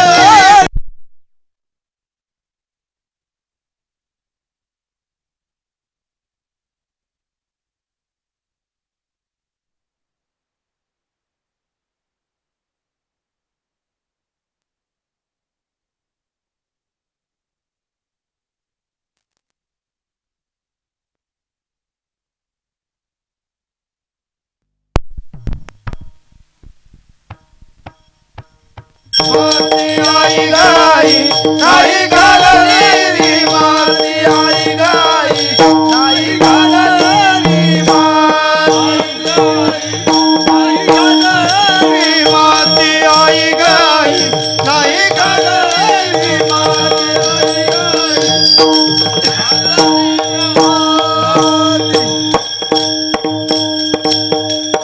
खाल्ली होती का नाही? हे नेते जे भ्रष्टाचार करून आमचा आणि त्याचा काही संबंध नाही म्हणतात ना, हे लोन तिथून आलेलं आहे. खाल्ली होती का नाही खरं सांगा. मग खाऊन सुद्धा काय म्हणतो? मग बरं आहे का? आशेच्या पक्षात राहण्यापेक्षा या ना आपल्या पक्षात. हा, किती जण येतात बरं? हात वर करा बरं. बाबा हल्लेलेच आहेत, पण बाकीचे कोण कोण येतात? बाबा एक येण्याची तयारी दिस दाखवत नाहीत. आणि मला असं वाटते आता मग आपला अर्जच वापस घेतलेला बरा. अर्ज वापस घेऊ. आता आम्हाला घेता का तुमच्या पक्षात? फक्त एक करा, मीडियाला घाण सवय आहे. आम्ही तुमचा प्रचार करतो, देवसुंदर आहे असं सांगतो, फक्त मीडियाला एक घाण सवय आहे. माग काय बोलले ना आता काय बोलले अशा क्लिपा लावूनच देतात. फक्त तेवढ्या क्लिपा लावून देऊ नका. आम्ही सांगतो देव सुंदरच आहे. मग तुम्ही म्हणाल महाराज हेच सांगायचं होतं, हा द्रविडी प्राणायाम केला का? त्याचं उत्तर आहे का? त्याचं उत्तर आहे का? माता भगिनी पूर्वी त्या जात्यावर दळायच्या. नेमकं तोंडाला इथं शेंड्याला फोड आला उष्णतेचा, बोलायला थोडा त्रास होत आहे. जात्यावर दळायच्या ना तुम्ही, त्या जात्याला खुंट राहायचा. ती माऊली तो खुंट पक्का करायचा झालं तर ठोका टाकायची, पुन्हा हलवायची, पुन्हा ठोका टाकायची, पुन्हा हलवायची. मी तिला विचारलं, मावशी खुंट पक्का करायचं ठोकाच टाकणं, हलवते कशाला? त्याचं उत्तर आमचे तुकोबार देतात, खुंट हलवला पाहिजे आणि मग ठोका टाकला पाहिजे, मग पक्का होतो. मग त्याच्यावर दळण होते. हलवोनी खुंट आधी करावा बळकट, मग तयाच्या आधारे. मग म्हणे हेच सांगायचं का? हे खुंट पक्का करणं आहे विठ्ठल. मग देव सुंदरच आहे. मग सुंदर आहे तर आम्हाला का दिसत नाही? त्याचं उत्तर सरळ सांगतो, पाहण्याची नजर आमच्याकडे नाही. विशिष्ट गोष्टी पाहायला विशिष्ट नजर लागते. ऐशा 7-5 विभूती, अर्जुना 75 विभूती विस्तार सांगितला. आणि मग असं वाटलं या विभूतीनं युक्त असणारं विश्वरूप मला पाहायचं. सुरुवातीला कचरला अर्जुन, पण शेवटी अंतःकरणातली त्याची ती तळमळ त्याला गप्प बसू देत नाही. देवाच्या समोर ते प्रगट केलं. आणि प्रगट केल्यानंतर देवाने सांगितलं, पश्चिमे पार्थ रूपाने शतशोथ सहस्रशा नाना विधानी दिव्यानी नाना वर्णाकृतीनिच. आणि मग देव प्रगट झाले, विश्वरूप प्रगट केलं. दिसत होतं अर्जुनाला नाही. मग म्हणावं लागलं, दिव्यम ददामी ते चक्षु पश्चिमे योगमैश्वरम. याचा अर्थच आहे, विशिष्ट गोष्टी पाहण्यासाठी विशिष्ट नजर लागते. परमात्मा सुंदरच आहे, मग आम्हाला का दिसत नाही? त्याचं उत्तर एक आहे, परमात्मा सौंदर्य निहाळण्याची नजर आमच्या ठिकाणी नाही. आमच्या जीवनात संत भेटले पाहिजे, संतांनी बुद्धीतला मळ काढला पाहिजे, मग देव दाखवला पाहिजे. धन्य ही आनंदाची तेने संत सज्जन भेटले कृपाळ, त्यांनी फेडियला बुद्धीचा उमळ, दृष्टी दाखविला यशोदेचा बाळ. मला वाटते देव सुंदरच आहे, आम्हाला का दिसत नाही? नजर नाही. आम्ही निहाळतो ना सौंदर्य, आम्हाला नाही कळत सौंदर्य. आम्ही जे निहाळतो ते प्राकृतिक सौंदर्य आहे, आम्ही निहाळतो ते परमात्मा सौंदर्य नाही. परमात्मा सौंदर्य याच्यापेक्षा वेगळं आहे, विलक्षण आहे. प्राकृतिक सौंदर्यात दोष आहेत, ते देशता बदलते, कालता बदलते, व्यक्तिता बदलते. सजातीयाला जाणवते, विजातीयाला जाणवत नाही. परमात्मा सौंदर्यात हे दोष नाहीत. या देशातल्या त्या देशात नाही ना वाटत सुंदर. देश आता बदलते. आपल्या महाराष्ट्रात सुंदर आहे ते नेपाळमध्ये सुंदर आहे का? आपल्याकडे ते स्वेटर विकाय लोक येतात ना, नेपाळमध्ये सुंदर कोण माहिती आहे तुम्हाला? ज्याच्या नाकावून रेल्वेचं चाक फिरलेलं आहे. देशतः प्राकृतिक सौंदर्य बदलते. तिकडं तो सुंदर आहे, तू इकडे सुंदर वाटत नाही. ऐका, प्राकृतिक सौंदर्य कालतः बदलते. उपजता बरे दिसते, रूप वाढताची मला वाटते प्राकृतिक सौंदर्य कालता बदलते. एखादं लहान बाळ असलं तर ते गोंडसातलं रमणीय कमनीय रूप असलं कोणतं, ए बाळा थांब रे पप्पी दे म्हणतो ना त्या बाळाला. आणि तेच बाळ म्हातारं झाल्यावर ए म्हाताऱ्या थांब रे नाही का? नाही, त्याचं उत्तर आहे प्राकृतिक सौंदर्य टिकून राहत नाही, बदलते, बदलल्या जाते. आणि शेवटचा दोष आहे, त्याचे भरपूर दोष आहेत, पण ताकापुरतं रामायण करायचं आपल्याला. आणि महत्वाचं सांगायचं झालं तर ते सजातीयाला जाणवते, विजातीयाला जाणवत नाही. माणसं माणसाला सुंदर वाटतील हो. एखादी म्हैस म्हणते का माझा मालक फार सुंदर आहे म्हणून? नाही म्हणत का? नाही जाणवत. प्राकृतिक सौंदर्यातले दोष परमात्मा सौंदर्यात नाही. परमात्मा खरा सुंदर आहे. पण सगळे परमात्मा भावनेत गेलेले साधू त्याला सुंदर म्हणतात. सुंदर पाहता गोपवेशू महिमा वर्णिता महेशू जेही मस्तकी वंदिला विठ्ठल.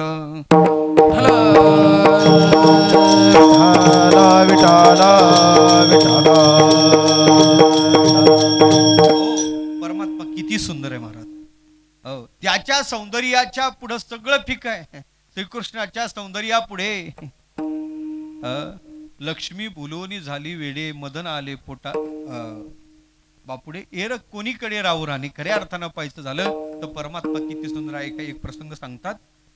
तो बालकृष्ण सकाळी सकाळी उठला, आपल्या दारात आलेला, झोपेतून उठली, निरागस त्याची मुद्रा, कोणताही भाव त्याच्या चेहऱ्यावर नाही, रमणीय कमनीय कृष्णाचं रूप. सकाळी उठलेलं लहान बाळ पहा, कोणताच भाव त्याच्या हात वर केले, आळस देत आहे. राधा शेण टाकायला निघलेली आहे.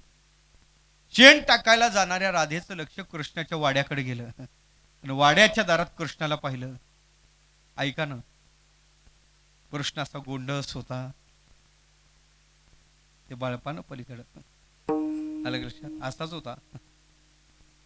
अतिशय गोंडस ते पाहिलिया वेधलावी बैसे जीवी जडून. राधा शेणाची पाटी घेऊन कृष्णाच्या जवळ आली. पातळ शेण पाटीत होतं. तिने असा गाल पकडला कृष्णाचा. लहान बाळाचा गालगुचा घेत नाही का आपण? त्याला विचारलं कृष्णा झोप झाली का? त्यानं असं केलं, हा. बोलायला असाच होता बाबा. हा म्हणल्याबरोबर त्यानं गालावून हात फिरवला. लक्षात आलं राधेनं आपल्या गालाला शेण लावलं. आपण राधेची खोडी केली नाही, लोक आपल्याला खोडकर म्हणतात. आपल्या दारात येऊन यानं आपली खोडी काढली, हिनं खोडी काढली. आता कसं काय गप्प राहायचं? खाली शेण पडलेलं होतं. शेण उचललं, राधेनं त्याच्या अंगावर मारून फेकलं. त्या कृष्णाने राधेच्या अंगावर मारून फेकलं. ऐका, राधेची साडी शेणानं भरली. तिनं तोंड वळवलं, तोंडाला वर शेण मारलं. चिडली राधा, वैतागली. थोडं शेण माझ्याकडून गालाला लागलं, सगळ्या कपड्यावर तोंडावर शेण मारलं.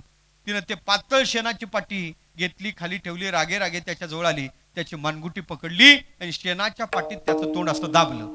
काय झालं असेल हो महाराज? शेणाच्या टोपल्यात तोंड दाबलं, काय झालं असेल?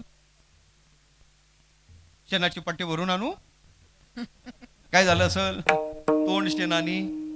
साधं उत्तर आहे, गोमय मंडित भाल कपोलम. गोमय म्हणजे शेण, मंडित म्हणजे भरलं, आणि भाल कपोल म्हणजे भक्तिशास्त्राने कसं चिंतन तसं केलं. कृष्णाचा चेहरा गोमय मंडित झाला, शेणाने भरला. आता माझा प्रश्न तुम्हाला असा आहे, चेहरा शेणाने भरल्यावर कुणी सुंदर दिसते का हो? युक्तिवादानं उत्तर देऊ. चेहरा शेणाने भरल्यावर जर कोणी सुंदर दिसत असतं तर मेकअप बॉक्स मधल्या क्रीम गेल्या असत्या आणि तिथं शेणाच्या पाट्या आल्या असत्या. का नाही शेणाच्या पाट्या मेकअप बॉक्स मध्ये? त्याचा अर्थ शेण लागल्यावर कोणी सुंदर दिसत नाही. पण कृष्णाच्या चेहऱ्याला शेण लागलं तरी तो कसा वाटत होता? तो चेतस वाटत होता, चिन्मय वाटत होता आणि स्वरूपाचा भास होत होता. ऐका देवा, ज्याच्या चेहऱ्याला शेण लागलं तरी त्याचं सौंदर्य तिरोहित होत नाही. आणि आपण काय काय लावलं ते फिरून फिरून लावली तरी आपलं निखारल्या जात नाही. का नाही? त्याचं सरळ उत्तर आहे परमात्मा खरा सुंदर आहे म्हणून. विठ्ठल विठ्ठल विठ्ठल विठ्ठल विठ्ठल विठ्ठल. पण तुकोबार म्हणतात हा परमात्मा सुंदर आहे. सुंदर या शब्दाचं चिंतन करावं तितकं कमी आहे, पण परमात्मा सुंदर आहे. एकदा बादशाने बिरबलाला सांगितलं, आम्हाला ती नजर पाहिजे, नजर पाहिजे, देवाचं सौंदर्य न्याहाळण्याची नजर पाहिजे. बिरबलाला सांगितलं, बिरबल आपल्या राज्यातलं सुंदर बाळ घेऊन ये. बिरबल बाहेर पडलं. एक बाळ त्याला सुंदर वाटलं. काळ्या ढेकळात ठेवलं तरी वेगळं करायचं मत नव्हतं, इतकं काळं कुठं होतं. नुसतं काळच नव्हतं, गंगा यमुना वाहत होती. ती गंगा यमुना तिथंच थांबली नव्हती, त्रिवेणी संगम झाला होता. ती त्रिवेणी तिथंच नव्हती, पुढं ब्रह्मगिरी होता. त्या ब्रह्मगिरीवर तो अखंड प्रवाह येत होता.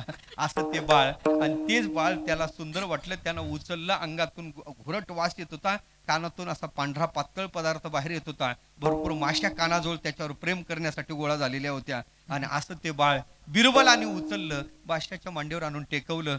घुरट त्याचा वास सुटलेला होता. आणि त्याला पाहिल्यानंतर बादशानं विचारलं, बिरबल काय करतो? उचल उचल उचल. सरकार, तुम्हीच सांगितलं होतं आपल्या राज्यातलं सुंदर बाळान या बाळासारखं सुंदर बाळ आपल्या राज्यात नाही म्हणे. तुला काही सौंदर्यशास्त्र कळते काय? याच्या ठिकाणी रमणीयता आहे, काय कमनीयता आहे? प्रतिक्षणाला नाविन्य याच्या ठिकाणी काय आहे बाबा? काय सौंदर्याचं लक्षण याच्या ठिकाणी आहे? तू याला सुंदर म्हणतो? नाही सरकार, खरं सांगतो, या बाळासारखं सुंदर बाळ त्रैलोक्यात नाही. बिरबल, तुला पटून द्यावं लागेल, नाही तर फासावर देईल म्हणे. सरकार, मीच याला सुंदर म्हणतो असं काही नाही. याला सुंदर म्हणणारी आणखी नाही म्हणे. तू यासारखे डोके काय सगळ्याचे फिरलेले आहे का काय? म्हणे कोण आहे? तेवढ्यात बिरबलाने हाक मारली. एक बाई पुढाली. त्या बाईला विचारलं, बाई हे बाळ कसं आहे? त्या बाईनं उत्तर दिलं, माझं बाळनं सोन्याचा उंडा आहे. माझ्या बाळासारखं सुंदर बाळ त्रैलोक्यात नाही. कोण असेल होती बाई? माझं, त्या बाळाची आई. ऐका देवा, बाळाचं सौंदर्य पाहायचं झालं तर मातेच्या दृष्टीनं पहा. ते बाळ कसंही असू द्या, आंधळे पांगळे मुके अनर्गळ, आईच्या वात्सल्यमय दृष्टीनं पहा, ते बाळ सुंदर वाटेल. मला वाटते तसं देवाचं सौंदर्य पाहायचं झालं तर तुमच्या आमच्या प्राकृतिक दृष्टीनं पाहण्यापेक्षा ज्ञानोबारा तुकोबाराच्या दृष्टीनं पहा. परमात्मा सुंदर वाटल्याशिवाय राहणार नाही. म्हणून तुकोबार म्हणतात परमात्मा सुंदर आहे. विठोबा रखुमाई जय जय विठोबा रखुमाई. विठोबा रखुमाई जय जय विठोबा रखुमाई. जय जय विठोबा रखुमाई. जय जय विठोबा रखुमाई. जय जय विठोबा रखुमाई. जय जय विठोबा रखुमाई. जय जय विठोबा रखुमाई. जय जय विठोबा रखुमाई. जय जय विठोबा रखुमाई. जय जय विठोबा रखुमाई.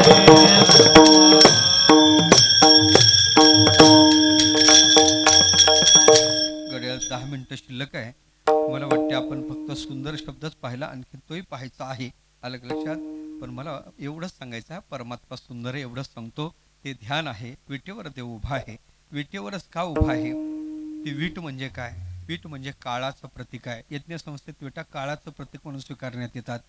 वीट म्हणजे भक्ताचं अंतःकरण आहे, आणि वीट म्हणजे इंद्र आहे. अशा 3 कथा त्याला आपल्याला पाहायला सापडतात. म्हणून परमात्मा विटेवर उभा आहे. बाकी संतांचं लक्ष विटेकडे गेलं नाही हो, पण आमच्या ज्ञानोबाराचं लक्ष विटेपासून हटलं नाही. ज्ञानोबाराय विटेच्या संबंधानं सगळ्यात जास्त अभंग ज्ञानोबाराचे आहेत. ज्ञानोबारा म्हणतात, मी वाराणसीच्या यात्रेला जाईल, प्रयाग तीर्थ पाहिल, पण विठोबाच्या पायाच्या खालची वीट मी होणार नाही. कोणत्या पुण्याईनं मी देवाच्या पायाच्या खालची वीट होईल? हे सगळे अभंग पाहण्यासारखे. वाराणसी यात्रे जाईन, प्रयाग तीर्थ पाहीन, त्रिवेणी स्नान करीन, परिमी विठ नव्हेन, विठोबा पायची विठ कैबा मी होईन. सगळा अभंग पाहण्यासारखा आहे. सगळा अभंग ज्ञानोबाराची अपेक्षा आहे. ज्ञानोबारा म्हणतात, किती भाग्याची विठ आहे हो. आम्ही त्या देवाच्या पायाजवळ जातो, आम्हाला किती वेळ तिथं उभं राहायला जमते? किती मिनिटं?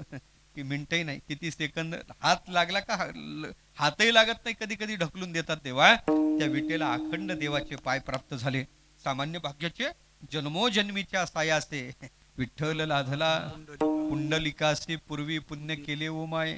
विटे लाधले या विठोबाचे पाय, हा बाप रुक्मा देऊरू बाप रुक्मा देऊवरू आहे तया तीर्था केधवा जाती पायव. याचा अर्थ असा आहे विटेवर सगळ्यात जास्त म्हणून देव विटेवर उभे आहेत. भक्तांनी दिलेला अल्प स्वल्प जागा देवाने स्वीकारली. फक्त ते विट म्हणजे भक्ताचं हृदय आहे असं एकानं विचार केला. पण भगवान परमात्मा तिथं उभा आहे. सुंदर ते ध्यान उभे विटेवरी उभे विटेवर उभा आहे. कमरेवर त्यांनी हात ठेवले. कमरेवर हात का ठेवले त्याचे भरपूर भक्तिशास्त्रात कारण आहे. नाथ बाबाचे सलग 3 अभंग आहे. फक्त निर्देश करून जातो. नाथ बाबा सांगतात देवानी गोवर्धन पर्वत आपल्या करंगळीवर धरला आणि 7 दिवसापर्यंत असाच हात ठेवला. हात थकून गेला असेल का नाही? एखादा तास ठेवा बरं असा हात थकून जाईल का नाही? धरुनी गोवर्धन उभा सप्तदिनी म्हणून कर जगनी ठेवून उभा. पण यानं आपल्या कमरेवर हात ठेवले म्हणतात. नाही पण यानं कमरेवर हात का ठेवले? अर्जुनाच्या रथावर बसला आणि घोड्याचं संचलन केलं आणि मग याच्या हाताला श्रम प्राप्त झाला. त्याचा परिहार करण्यासाठी सलग 3 अभंग आहेत. जवळजवळ बाबांनी तिथं 12-13 कारण तिथं 3 अभंगात दिले. अर्जुनाचे रथी श्रमला जगजेठी म्हणून करकटी ठेवून उभा. अशा सगळ्या कारणाची मीमांसा केली. देवानी कमरेवर हात का ठेवले? नंदाच्या घरी हा बाबा होता. 9 लाख गायची धार जर्शीची नाही बरं का, गावरान गाय खर असणारी गाय तिची धार काढा बरं. एका गायची धार काढली तरी वात येते महाराज.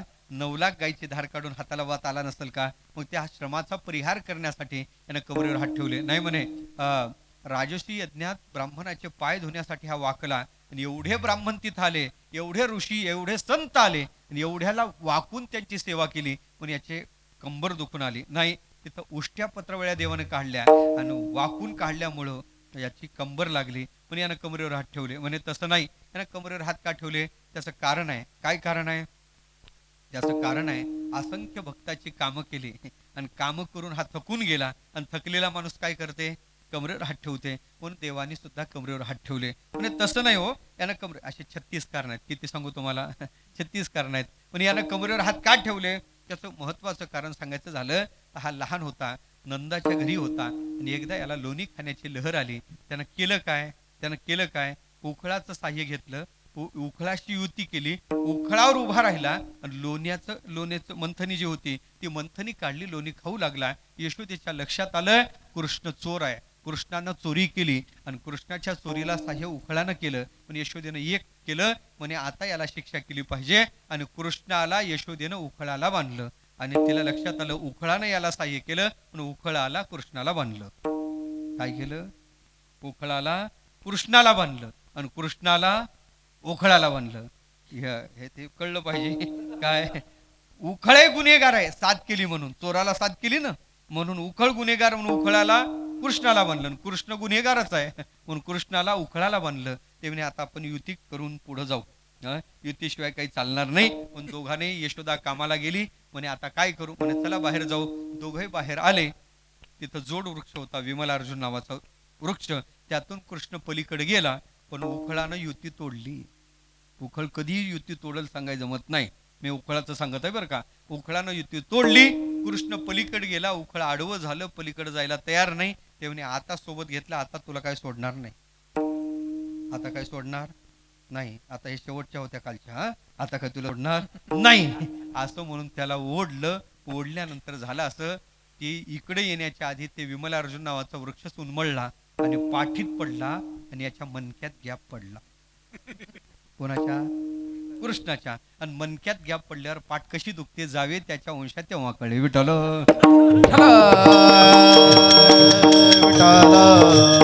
म्हणून यानं कमर असे भरपूर कारण. प्रमाणम भवाब्धे रिदम मामकानाम नितंबक कराभ्याम धृतो येन तस्मात विधातुर्व सत्य धृतो नाभिकोश परब्रह्मलिंगम भजे पांडुरंगम. असे असंख्य कारण दिलेली आहेत. म्हणून भगवान परमात्म्याने कमरेवर हात ठेवले. सुंदर ते ध्यान उभे. आणखीनही त्याचे 1-2 कारण आहेत. उभे विटेवरी कर कटावरी ठेवून या असा भगवान परमात्मा जो आहे. आणखीन यानं काय शृंगार केले?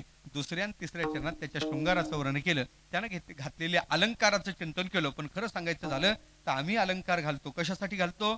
आमची शोभा वाढण्यासाठी. देवानी अलंकार घातले कशासाठी घातले? त्याच्या विग्रहाच्या ठिकाणी असणारा एवढं तेज आहे ते सामान्याला शक्य नाही. माझ्या भक्ताची दृष्टी दिपल्या जाईल म्हणून ते सौंदर्य झाकण्यासाठी देवाने कोणकोणते शृंगार घातले? अभंगाचं 2रं आणि 3रं चरण. तुळसीहार गळा तुळसीहार गळा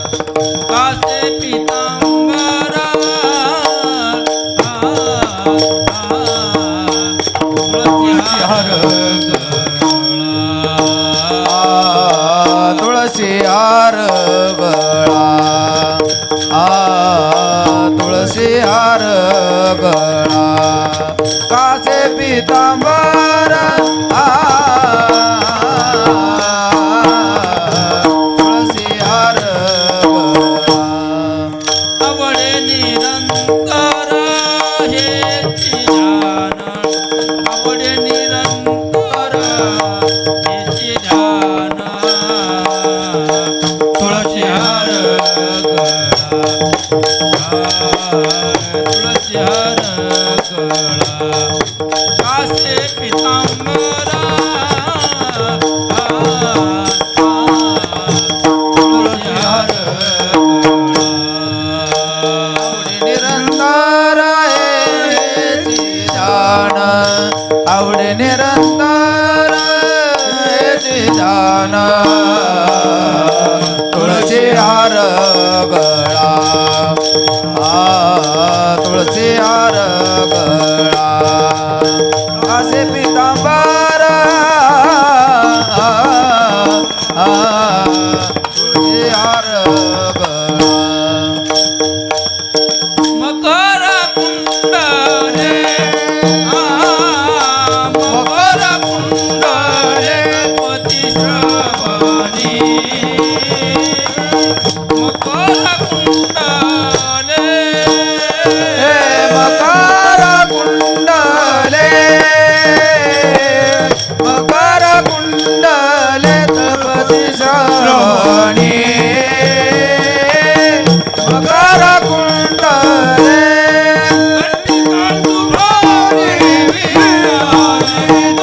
कंठी कौतुभामणी विराजित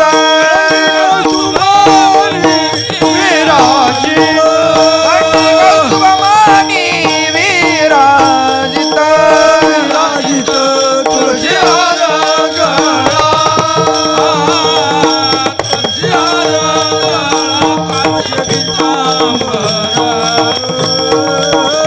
तुळशी हार तुळशी हार गळा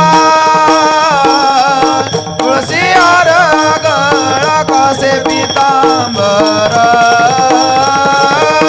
तुळशी हार गळा देवाने कोणते शृंगार केले त्याचं चिंतन केलं हे सगळं आपल्याला माहित आहे. तुळशीचा हार त्याच्या गळ्यात वरमाला विरमाला वैजंत्यमाळा हे तुळशी माळा भक्तिभावाचं प्रतीक आहे. तुळशीचा का स्वीकार केला तुळशीची त्याची कशी तुलना होते स्वतंत्र त्याचं चिंतन आहे. पण एवढं सांगतो तुळशीचा हार त्याच्या गळ्यात आहे. तुळशी आमच्या गळ्यात नाही का तुळशीचा हार तुळशीची माळा आहे ना आमच्या गळ्यातली तुळशीची माळा तीर्थाचं प्रतीक आहे आणि त्याच्या गळ्यातली तुळशीची माळा मायेचं प्रतीक आहे. त्याच्या एकदेशस्थ माया आहे मेकांशेन स्थितो जगत हे सूचित करण्यासाठी आपाद त्यानं तुळशीची माळा घातलेली आहे. पण तुळशी हार गळा आणि कासेला त्याच्या पितांबर आहे. हा पितांबर म्हणजे साक्षात वेद आहे. त्याच्या एका गुणाला सुद्धा वेदानं पूर्ण वेढल्या गेलं नाही ना.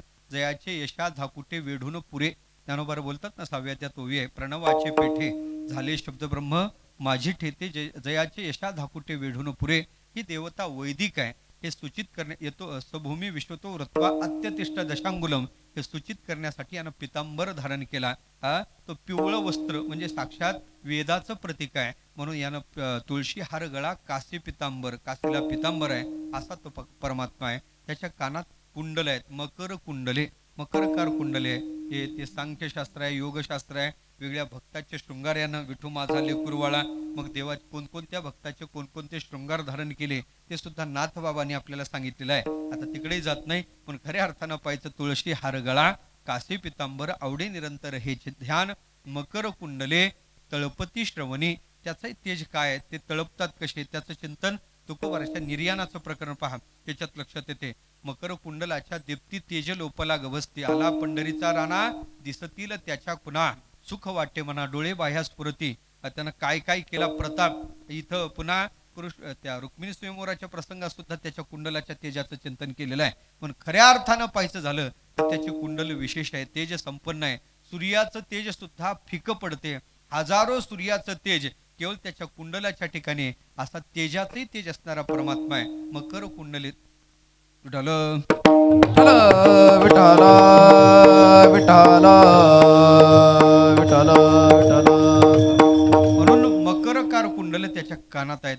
आता कोणी कसे कुंडल घालावे याला सुद्धा शास्त्र आहे. राजाने कोणते घालावे, प्रत्येक क्षत्रियानं कोणते घालावे, वैश्याने कोणते घालावे, ब्राह्मणाने कसे कुंडल घालावे. देवाने मकरकार कुंडल घातले. त्याच्या पाठीमागं कथा सुद्धा आहे. आम्ही एका महात्म्यांच्या मुखातून मत्स्य पुराणात त्यांनी सांगितलेली आहे. देवाने धारण केलेल्या कुंडलाच्या कथा आलं लक्षात. आता ते सांगत नाही म्हणून मकर कुंडल हे तळपती श्रवणी कंठात कौस्तुभ आणि आत्मज्योतीचं प्रतीक आहे. असा भगवान परमात्मा सर्वांग सुंदर आहे.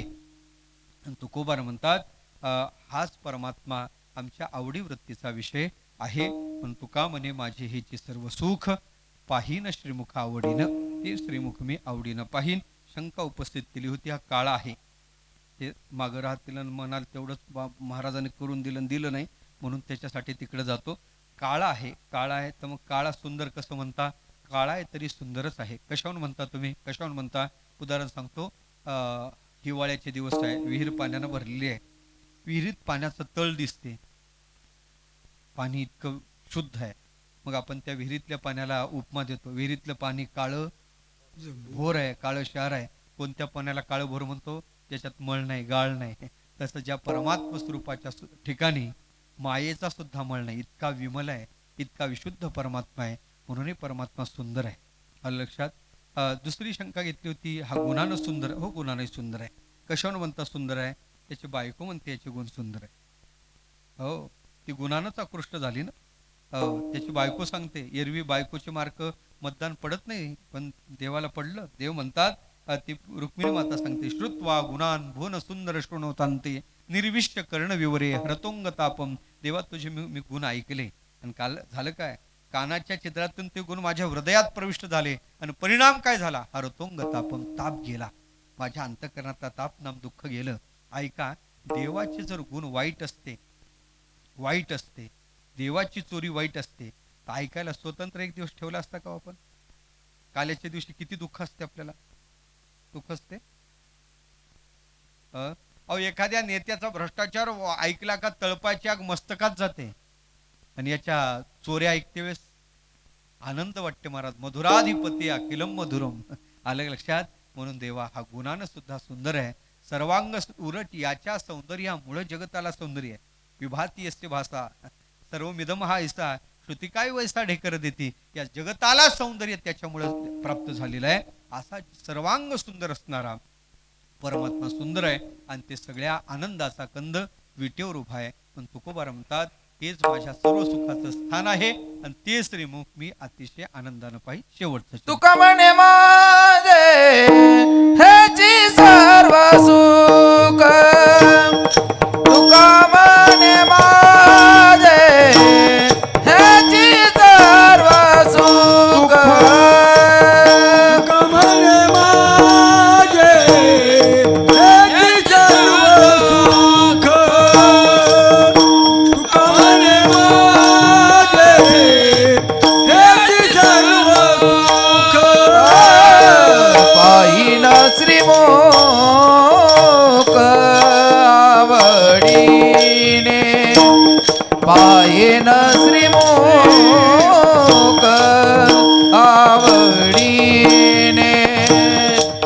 तुळशी हार गळा गाज पीतांबर, तुळशी हार गळा गाज पीतांबर, नाचे मुख आवडीने, नाचे मुख आवडीने, तुळशी हार गळा गाज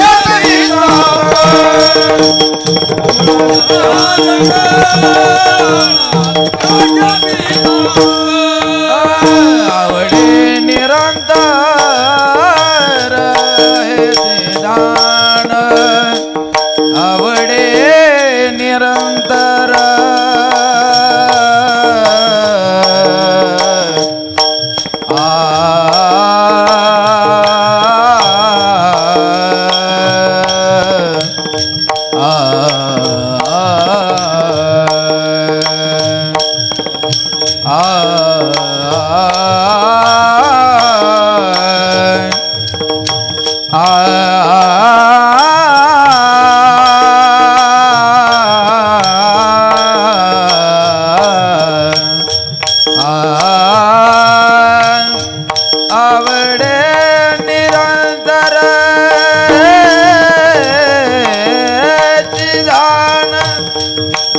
आवडे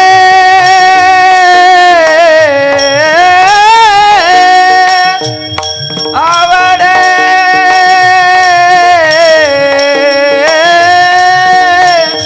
आवडे निरंतर चिदान आवडे निरंतर आवडे निरंतर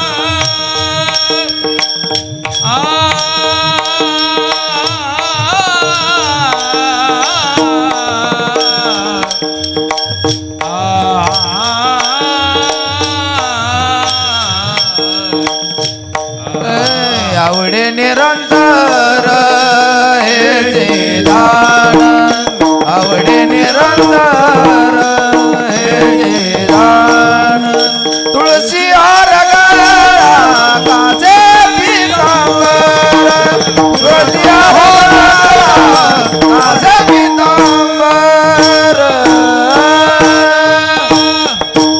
ज्ञानेश्वर माऊली ज्ञानराज माऊली तुकाराम जय जय ज्ञानेश्वर माऊली ज्ञानराज माऊली तुकाराम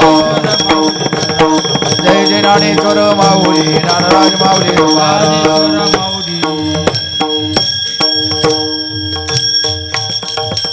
झालेली सेवा संगमेश्वर भगवंताच्या चरणी रुक्मिणी प्राणसंजीवन पांडुरंगाच्या चरणी समर्पण करतो. गोड अशा प्रकारचं स्थळ प्रासादिक स्थळ आहे आणि संत जिथं राहतात देवात ती भूमीच प्रासादिक राहते. संती वसविला ठाऊ. पूजनीय परमश्रद्धेय वैकुंठवासी हरिभक्तीपरायण गुरुवर्य भगवान बाबा ज्या भूमीत राहिले त्यांनी साधना केली आणि परमश्रद्धेय परमपूजनीय गुरुवर्य पुरुषोत्तम बाबा अर्थात पवन बाबा या भूमीत राहतात. आपलं भाग्य आहे. संस्थान भरपूर आहेत पण तिथं राहायला महात्मा भेटल हे सांगायला जमत नाही. लक्षात हो, संस्थानला महात्मा भेटणे हे संस्थांचं भाग्य असते. आणि बाबांचं जीवन असं आहे सहज सरळ.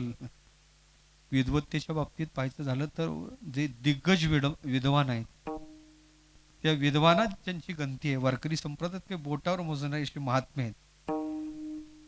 त्या बोटावर मोजणाऱ्या महात्म्यात ज्यांचा नंबर आहे असे परमश्रद्धेय परमपूजनीय गुरुवर्य आमचे बबन बाबा आहेत.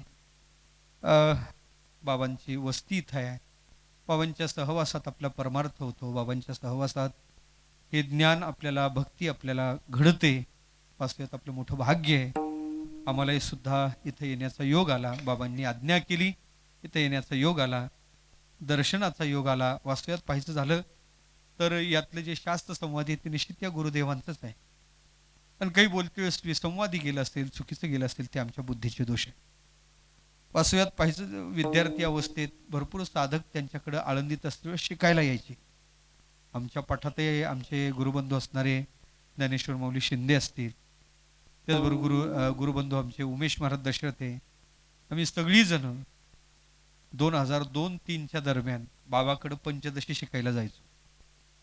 त्यावेळेस आम्हाला खऱ्या अर्थानं पाहायचं झालं तर नुकतेच खेड्यातून आलेले आणि खेड्यातून आलेल्यानंतर ते संस्कार त्यातल्या त्यात पुन्हा रामकृष्ण यतीची टीका त्यात पेतंबरदासजीनं काय सांगितलं हे इतकं सोपं नव्हतं. पण बाबांच्या अतिशय प्रासादिक वाणीतून त्यांनी ते सहज सांगितलं. आणि कसं सांगू का बाबा ते आजही जे प्रकरण आहे कोणतं तृप्तिदीप त्याचे श्लोकही पाठ झाले आणि आजही त्याची उपस्थिती आहे. त्याला कारण एकच आहे पूजनीय बाबांच्या चरणाजवळ बसून केलेले चिंतन. म्हणून असं एक जीवन आपल्या अतिशय जवळ आहे. म्हणून आपल्या जवळ आल्या कारण आपण तसा फायदा करून घ्या असं मला त्यातून सांगायचं आहे. झालेली सेवा त्या संतांच्या चरणी समर्पण करतो, बाबांच्या चरणी नतमस्तक होतो आणि वाणीला इथं थांबवतो. मोठ्या प्रेमानं टाळी वाजून सगळेजण एकदा देवाचं भजन करू. विठ्ठल जय जय विठ्ठल, जय जय विठ्ठल, जय जय विठ्ठल. हा बोले